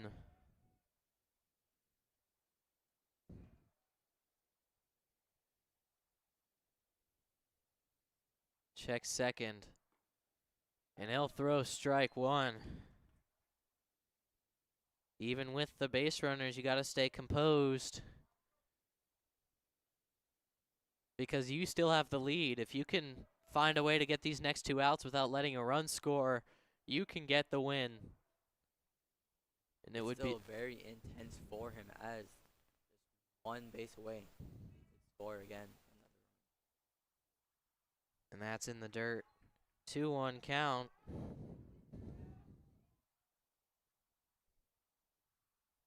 He's losing a bit of steam now. It's crucial here that he finds a way. Outside.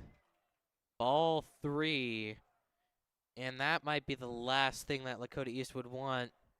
Base is loaded with 1 away.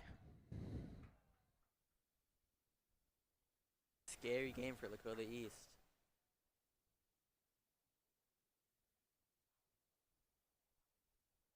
Looks back at second. The pitch in the dirt. Oh. Confusion.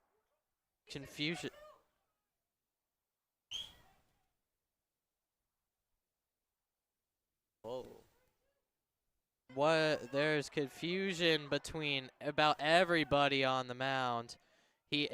But he did issue the advance to first signal, no strike signal. Wow. That was spirited. Let's just say that. Very spirited. He did signal correctly in that he can take his base. There was no strike signal, but pretty much everyone else thought it was a strike signal except for the batter, who realized that he had gotten ball 4.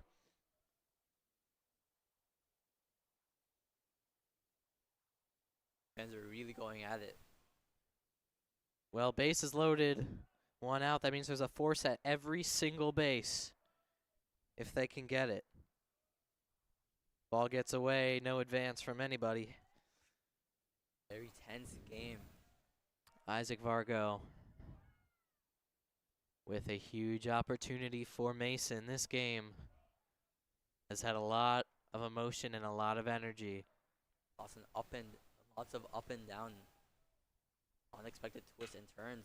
He hits it. It's far. Shortstop, first, can't get it to first in time, and he loses the ball, which allows the leading run to come in.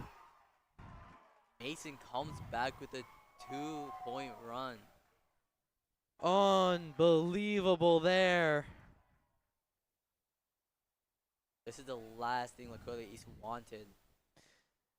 They get the out at second, so there's 2 outs. The tying run did score because the throw to first was not in time, but since Sullivan was not able to glove it, the leading run was able to come in, and we will have a bottom of the 7th to decide this one. And Liam Sander, an opportunity now to pad on to Mason's lead. Adam Lips does get a blown save. And a strike is called. Lakota East might need another miracle to win this.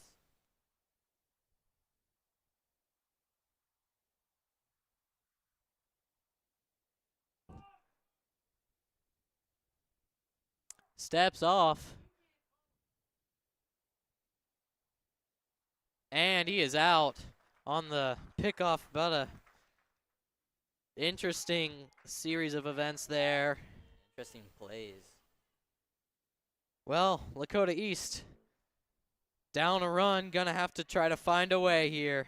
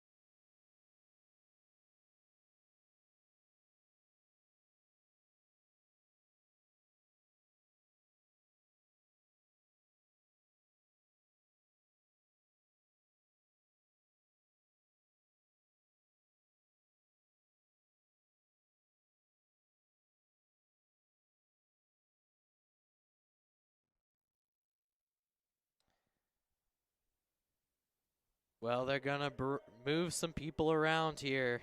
They're gonna move Liam Sander from center field to pitcher, and he is a dangerous pitcher. He has a 0.45 ERA, which is the 3rd in the GMC. Wow. 3rd in the whole GMC. He is dangerous. He also is tied for 3rd in the GMC in wins. Of course, he's not on the line for the win here. He's on line for the save. And he will face Cole Miranda, who will take ball one.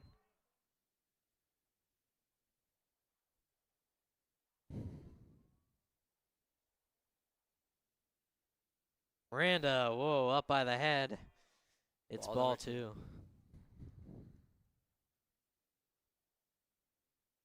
This is going to be a very intense final inning. Will Lakota East be struck out before they can tie up? And he's hit by the pitch, which means he can take first base. And that's the tying run on the base paths there. And Donovan Corbett, who got that big time double in the last inning. Now an opportunity as the winning run. Out in center field, Mason did put Jake Quelling. That is who they substituted for Liam Sander. Donovan Corbett will step up to the plate. Big opportunity. First pitch.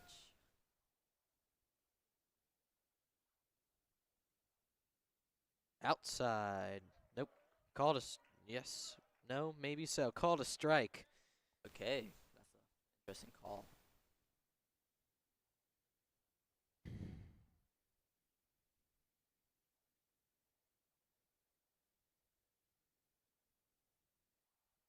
Tries to bunt.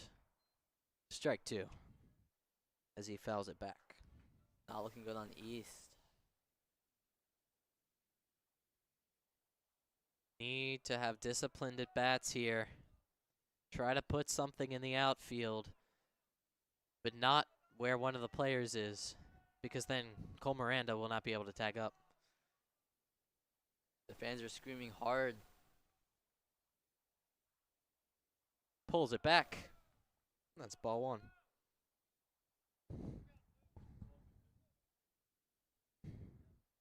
One and 2 count now for Donovan Corbett, who was able to bring in 2 runs on a double in the last inning as part of that big rally. But now Lakota East, they need a rally of their own once again. He's showing bunt, and he gets it. Throw over. No good. Miranda's going to stay at second. So 1 away on the strikeout swinging. But Miranda is now in scoring position for Aiden Sullivan. I think that's a worth the while sacrifice for East to get back into the tying. It's likely that that might have been by design, kind of make them distracted by you showing bunt, not realize Miranda's speeding to second. Good plays. Sullivan fouls it back, strike 1.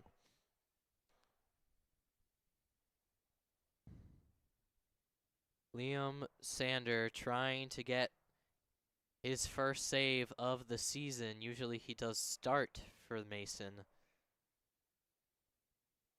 but he does have to get through this next 2 outs.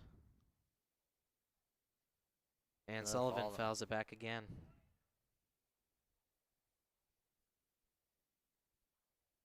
One more strike and he's out. Can he pull through and hit it far and wide?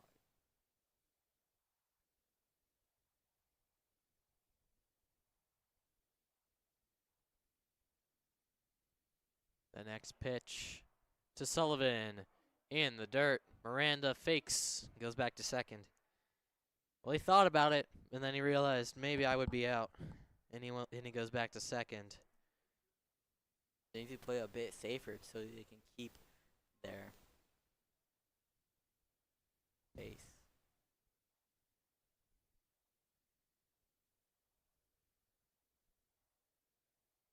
In the dirt again, and it's all evened up.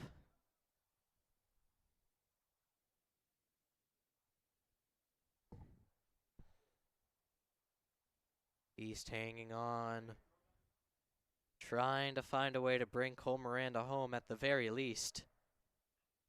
That is going deep to right, A and it clean falls. hit. Miranda was waiting for the tag up, so I don't know if he'll make it home. He's told to stop at third, but he is at third with one away, and Aiden Sullivan, the game-winning run, is at first. Players now on both corners.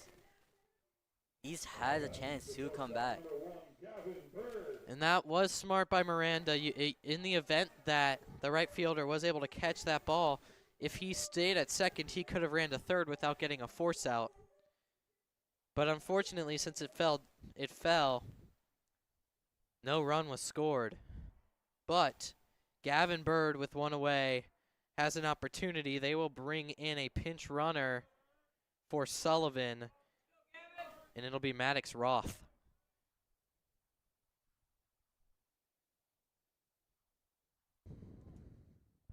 They're starting off with the first pitch.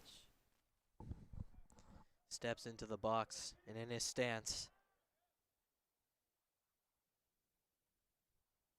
Almost hit by that one.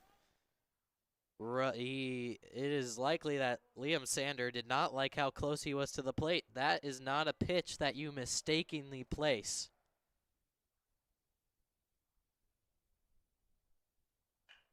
Right up the middle to second base. It's off his glove. And this game is tied once again.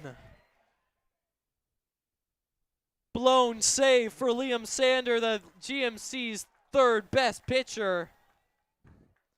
And now an opportunity unlike any other for Lakota East. And it's Carson Schroyer who will be having his opportunity. Still only one out. Can East get another run before they're all out? They're starting with the pitch. Runs on the inside again. The pitcher seems to be losing his composure. Game's getting intense with East with an almost comeback. That's called a strike. It's a 1-1 count now.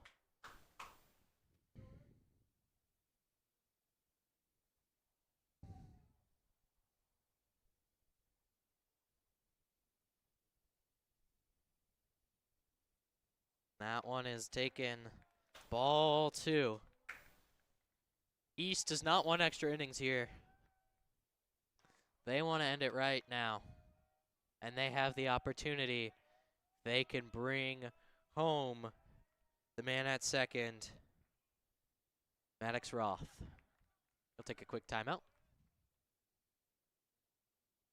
Everyone's on the edge, on their nerves are high. This bat could lead them to victory. That is a high pop-up that will sail out of bounds. And so it's a 2-2 count to Carson Schroyer.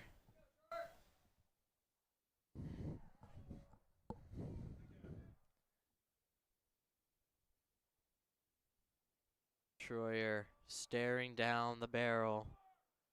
Sander in his position. Checks back at second. The windup and the pitch. Fouled back. And it remains 2-2. And that was a powerful hit, even though it sailed back.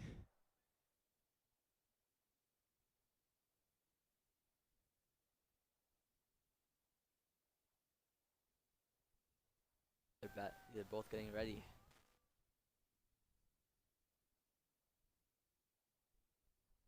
Just a little dribbler.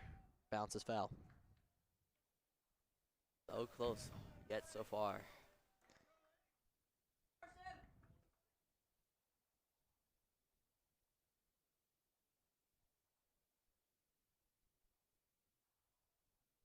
Already one home in the frame.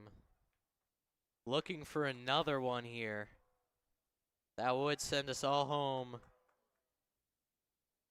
Schroyer gets the pitch. Fouls it back. Will play another. These foul balls are making me anxious. Can East really make this win?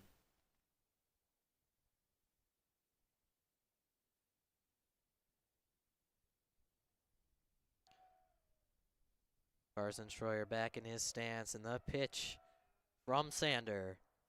Fouled back. Another foul. And he's creating quite a battle here. And the best part about battles is they can get in pitchers' heads sometimes. If you can find a mistake pitch, drill it into the outfield, at the very least it could bring the runner to third. And he will swing through it, strike. Or I guess not. I guess he did not swing through it. Wow. I guess he fouled back. Man, series of events there. Just keeping them in I play. mean, it looked like he just went right through it, but did make slight contact, and we will keep it going. And this time, they get him. Strikeout, swinging. And now, the bat of Connor Magato can bring it home. It's all up to him. His bat could be the winning hit.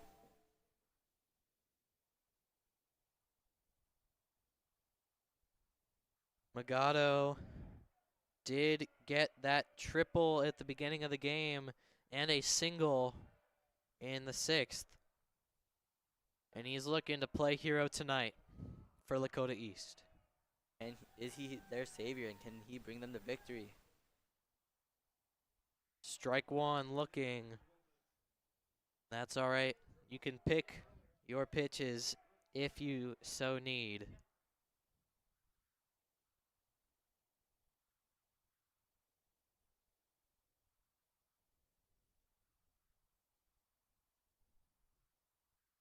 Right It's- too. And Liam Sander is one strike away from getting out of this jam and sending it to extra innings. But can Magato do it? Fouls it back, keeps it alive. Ooh, that was scary.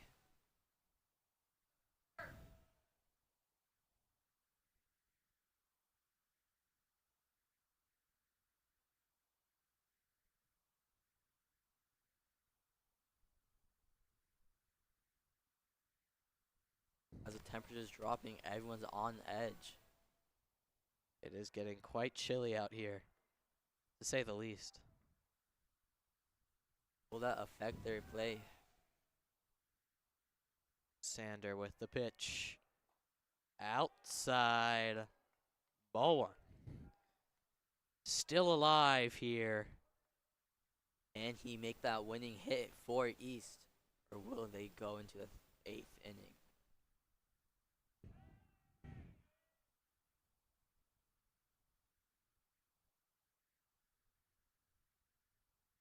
And that's a ball. They say Magato did not swing through it. So the at-bat is still alive.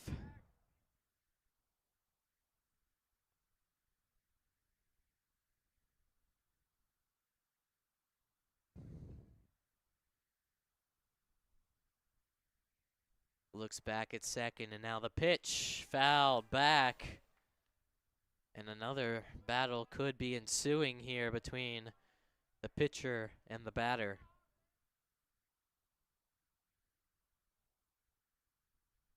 If any one of them just makes one small slip up, it could be game.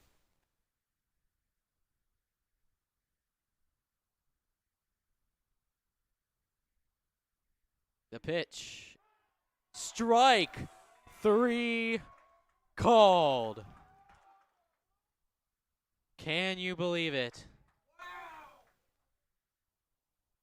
We're going to extras here at Lakota East. We'll step away.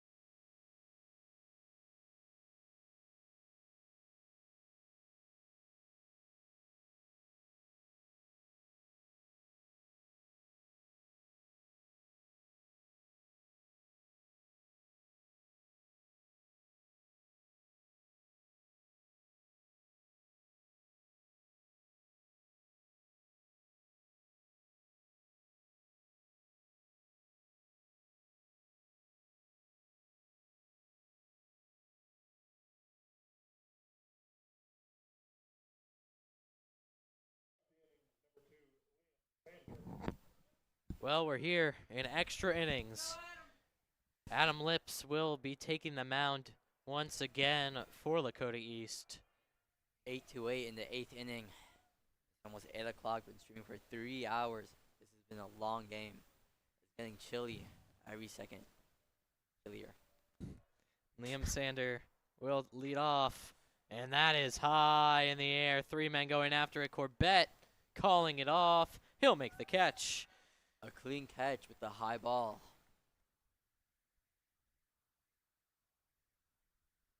Well, 1 pitch, 1 out for Lakota East. And now batting will be number 3, Chase Gandert. Gandert, the third baseman in this one.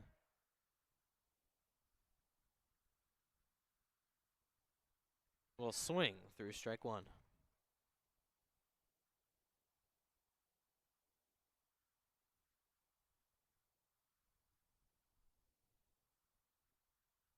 Next pitch coming on the way. Outside. No. Strike number 2. So 1 more strike for the second out. Can East speed up their victory or their loss? Who knows? It would be great to get out of this inning unscathed and then try it all. Try your luck in the 9th. Or in the bottom of the 8th, excuse me. Fouled back. I hope we don't have 9th.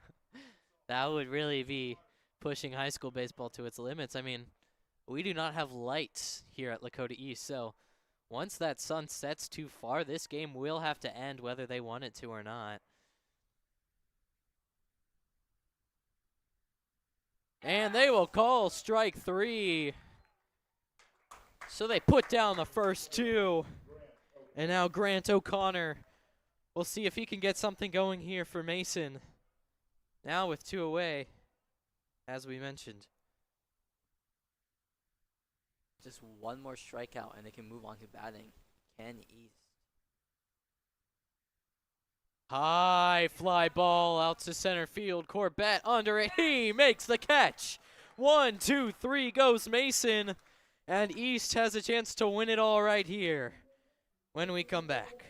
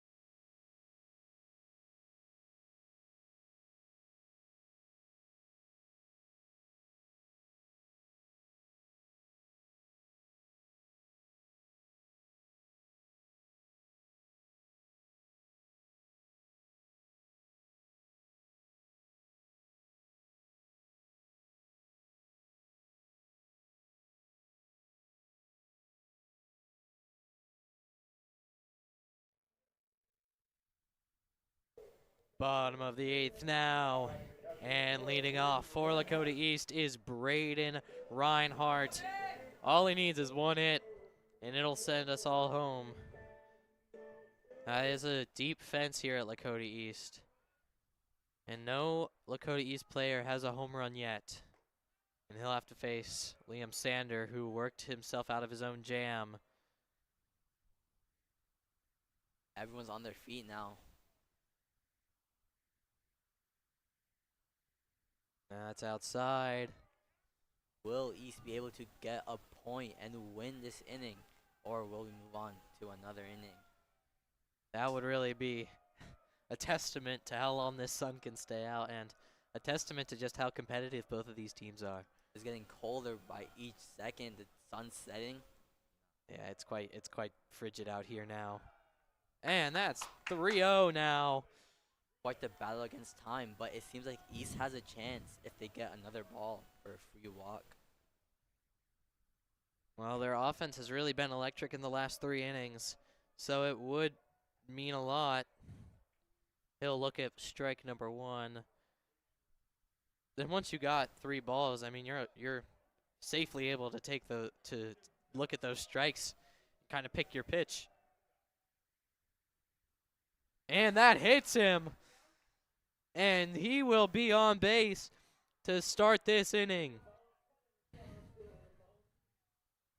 Now, I think I've seen the most hit by pitches in this game that I've ever seen in my lifetime. That's crazy. Wow. Now batting will be Carter Egloff. Egloff has 9 RBI in this season. He might have had more. Unfortunately, I did not think to be writing down.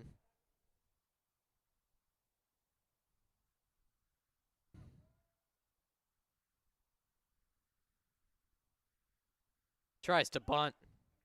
No good. Strike 1.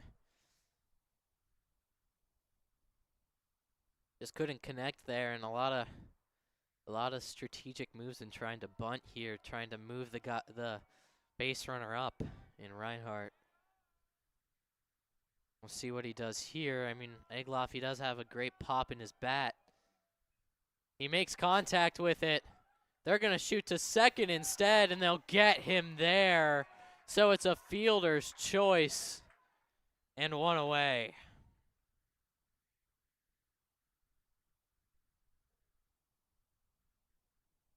Now, was that sacrifice really worth it just to be in the same position?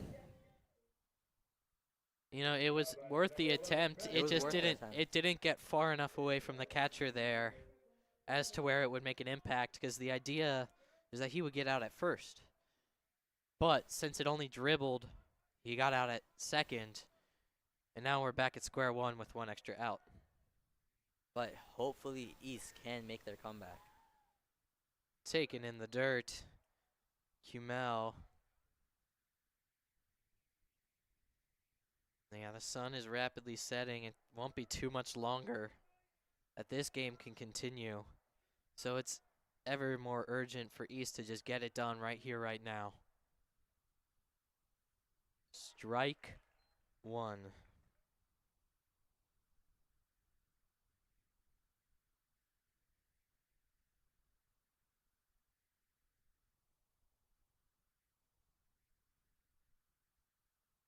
Looking him down. He'll swing through it. Not the prettiest swing there. A pretty sight. 1 more out, and you'll have 2 away. Or 1 more strike, and you'll have 2 out. Complete sunset is supposed to be at 8:19 p.m. I just checked. So, Will they have enough time to finish this? It really would be something to see this game not finish today. Yep. And that's strike 3 swinging. 2 away now. And can Cole Miranda, who was hit in the last inning and started this whole affair, will he be able to bring us home? So we hit the 3-hour mark on this game.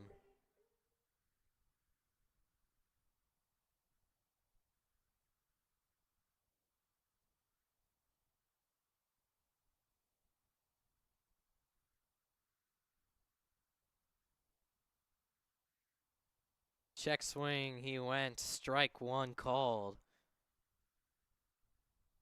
Everyone can be more silent during each pitch. Each pitch could be a deciding factor on whether we stay here for another inning or if we make the victory. Little chopper to third. Miranda with some speed. Does not matter. He is out.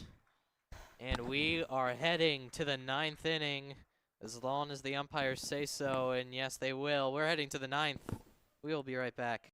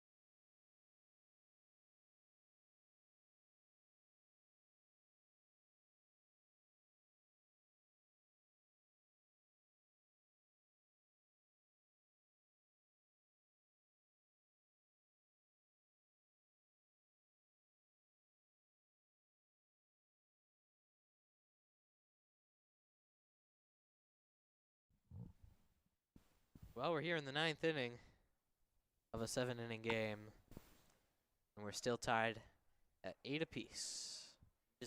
Who doesn't love a long baseball game? The MLB.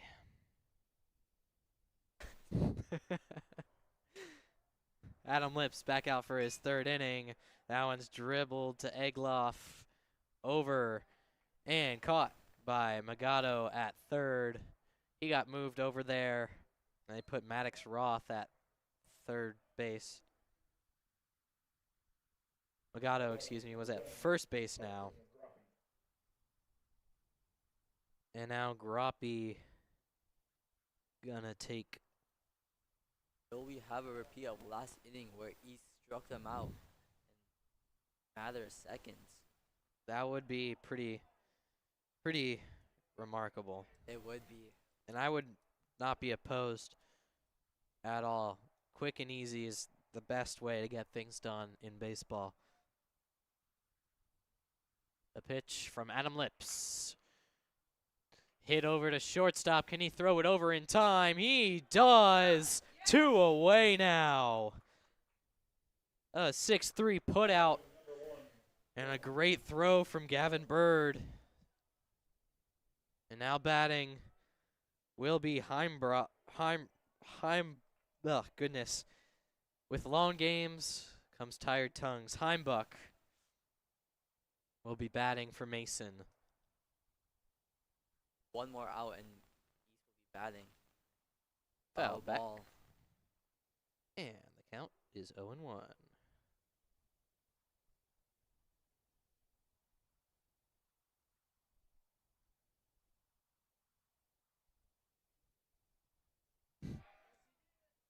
Strike 2 swinging.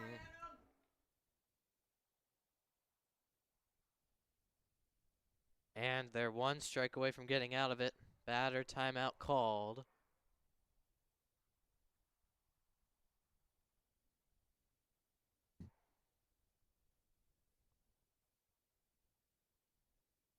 Here comes the pitch. Oh, that's hit out to left field. Hummel stumbles and he drives out for it, can't get it. Now he's on his horse. Around second, they just now are bringing it in, and it's a triple for Heimbuck. That was a clean triple with that hit. Mason could get a run right about now. And batting now will be number 4, Sam Davies, in his 6th at-bat of the game. Truly remarkable there.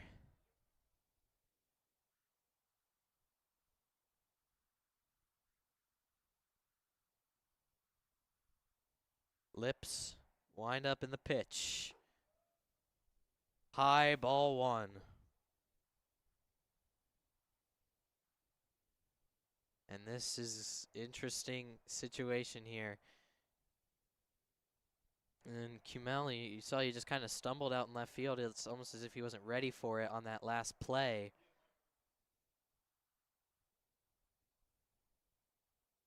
Two balls, but outs.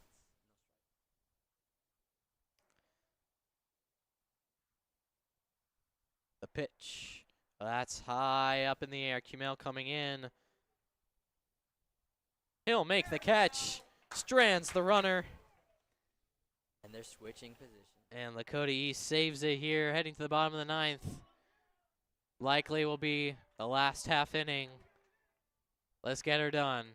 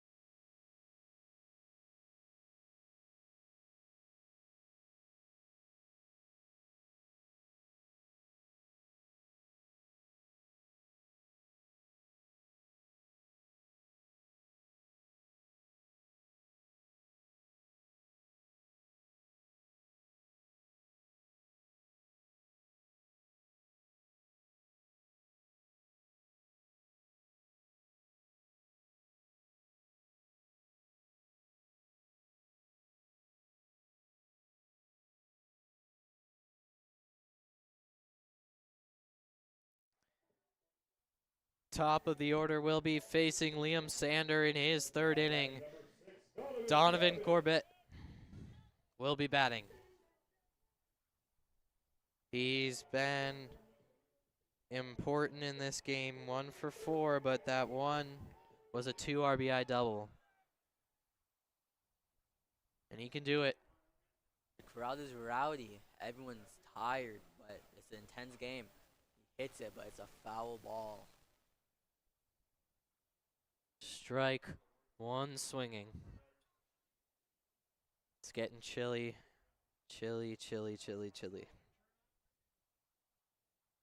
It is currently 52 degrees outside,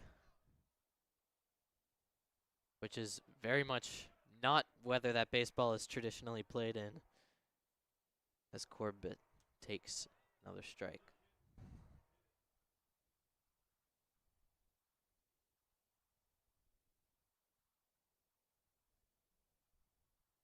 Corbett, the pitch to him.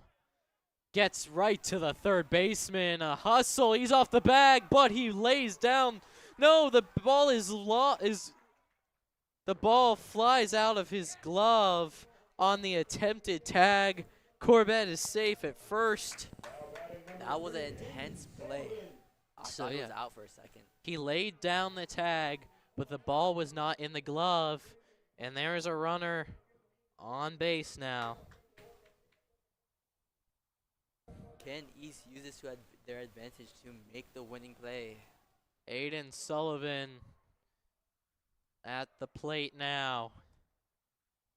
It's just a matter of time now. Lips brought in 2 solid innings after his 7th inning disasters. Fouls back on the bunt. Strike 1. Yeah, Adam Lips, right, did not have the prettiest 7th inning. They gave him the rest of it, and he made sure that they wouldn't regret it. 2 basically shutdown innings outside of 1 triple that was just unfortunately a bit of an errant slide from the left fielder. That's popped up in the air. Catcher cannot reach. Foul back. 0-2.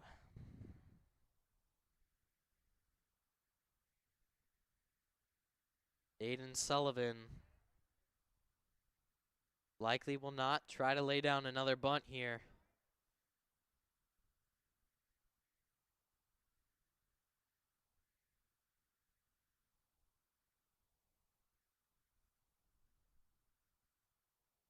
He is showing bunt. Yeah, pickoff attempt. Corbett is safe. Really intense. 1 more strike and he's out for the first out of East. Back in position here. Outside on a pitch out. Ball 1. Trying to find Corbett off base.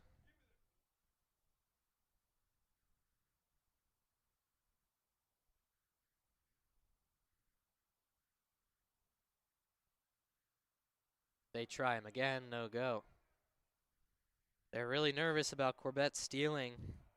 He only has 4 on the season so far.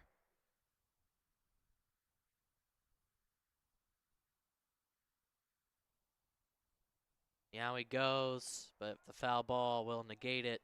He's heading back to first.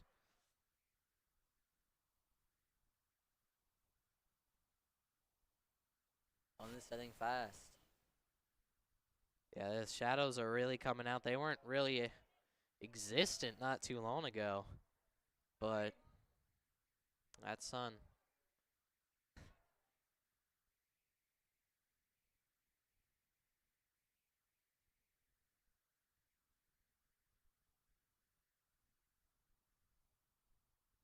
Here comes the pickoff attempt. Another one, a third safe for Corbett. Sanders is paranoid, to say the least, about Donovan taking off. I would be too if I was in their position. Almost hit him. Wild pitch. And Corbett moves up to second on that one.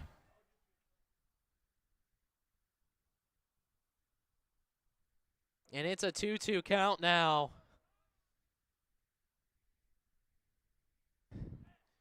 And So, they make the winning hit. well, now you have a man in scoring position with no outs. This is prime real estate.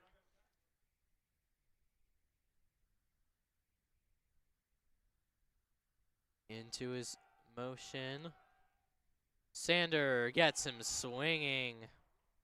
And the catcher just decides to add a cherry on top. He's not happy. You can tell he's rather frustrated with how long this game is going.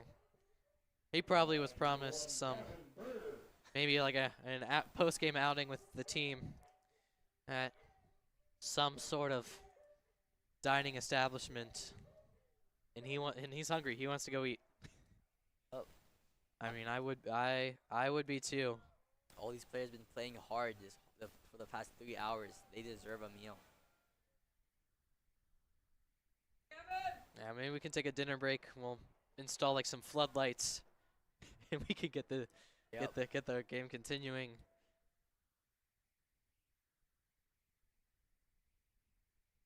Gavin Bird already took a ball, and he'll take another right there. That one backs him off the plate a little bit. And we're getting frisky now on the field. The game that is now over 3 hours and 15 minutes in.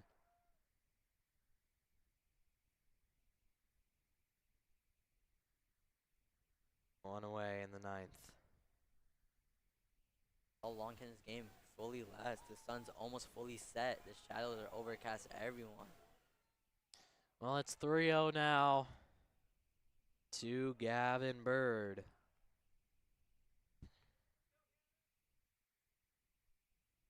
A runner on base would be nice, I guess, but it would be sweet if he could get some contact here and bring Corbett home.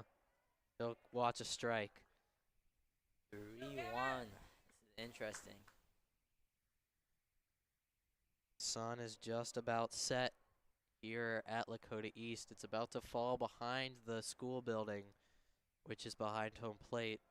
About a distance away, but regardless, behind home plate. Calls a timeout. Everyone's on their edges.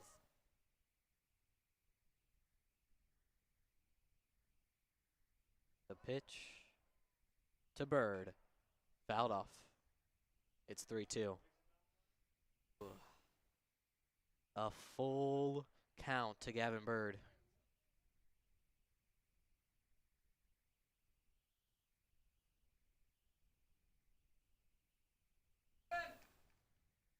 The dugout getting hype for Lakota East. They're bringing some noise now. Fair enough. Need all the hype you can get. That one sails foul. Remains a full count. Can you believe it, man? This game has been incredible. But these extras have been airtight.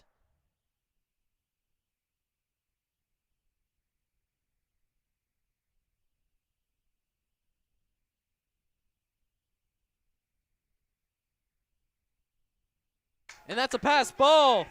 Ball 4. And Corbett, of course, takes his opportunity to go up to third. It was a walk, so it was a guaranteed base for Gavin Bird. But on that, the opportunity arose for Corbett to move up to third. Players on both corners. Can they make this run? They are calling it an out.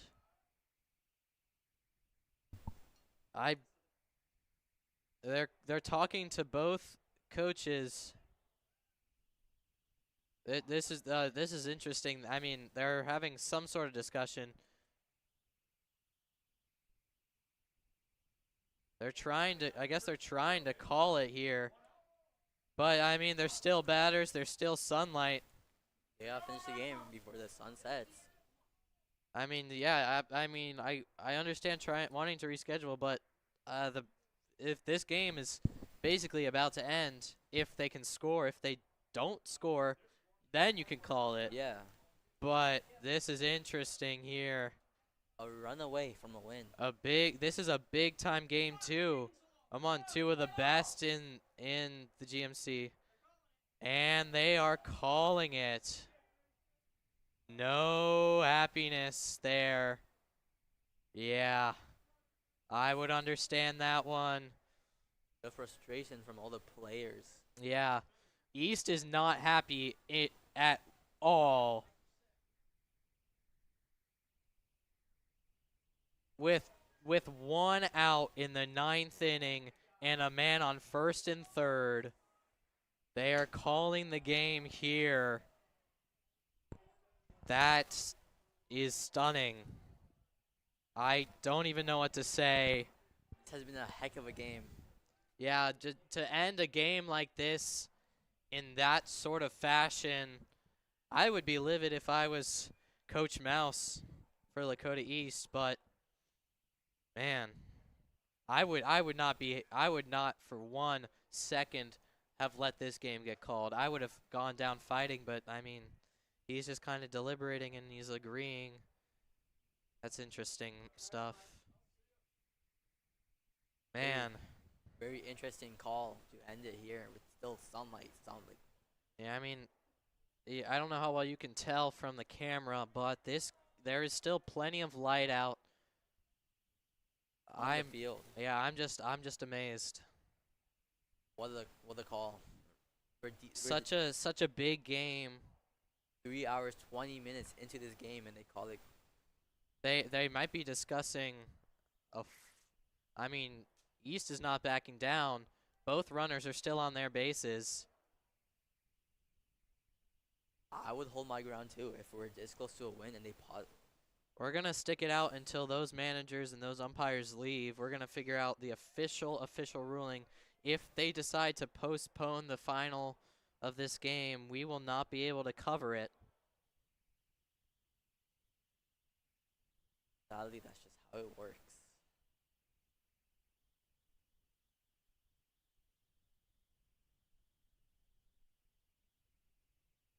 Hear the encouragement from the crowd.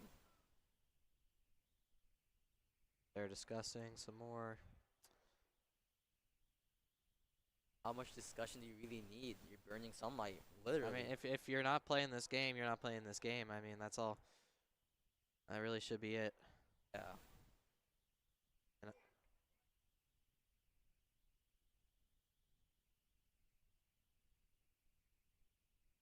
East Baseball not happy. They're all out on the field. They want to keep playing. But ultimately, nothing you can do. They will finish the game tomorrow in the bottom of the 9th inning, 1 out, with Donovan Corbett on third, and Gavin Bird on first, 1 away. What a game. That's ultimately just disappointing and a campaign to get lights if ever there was one. I don't know if we can afford that, but we should get some lights. We should light up the baseball field. Yeah, I mean, games should never have to be postponed like this.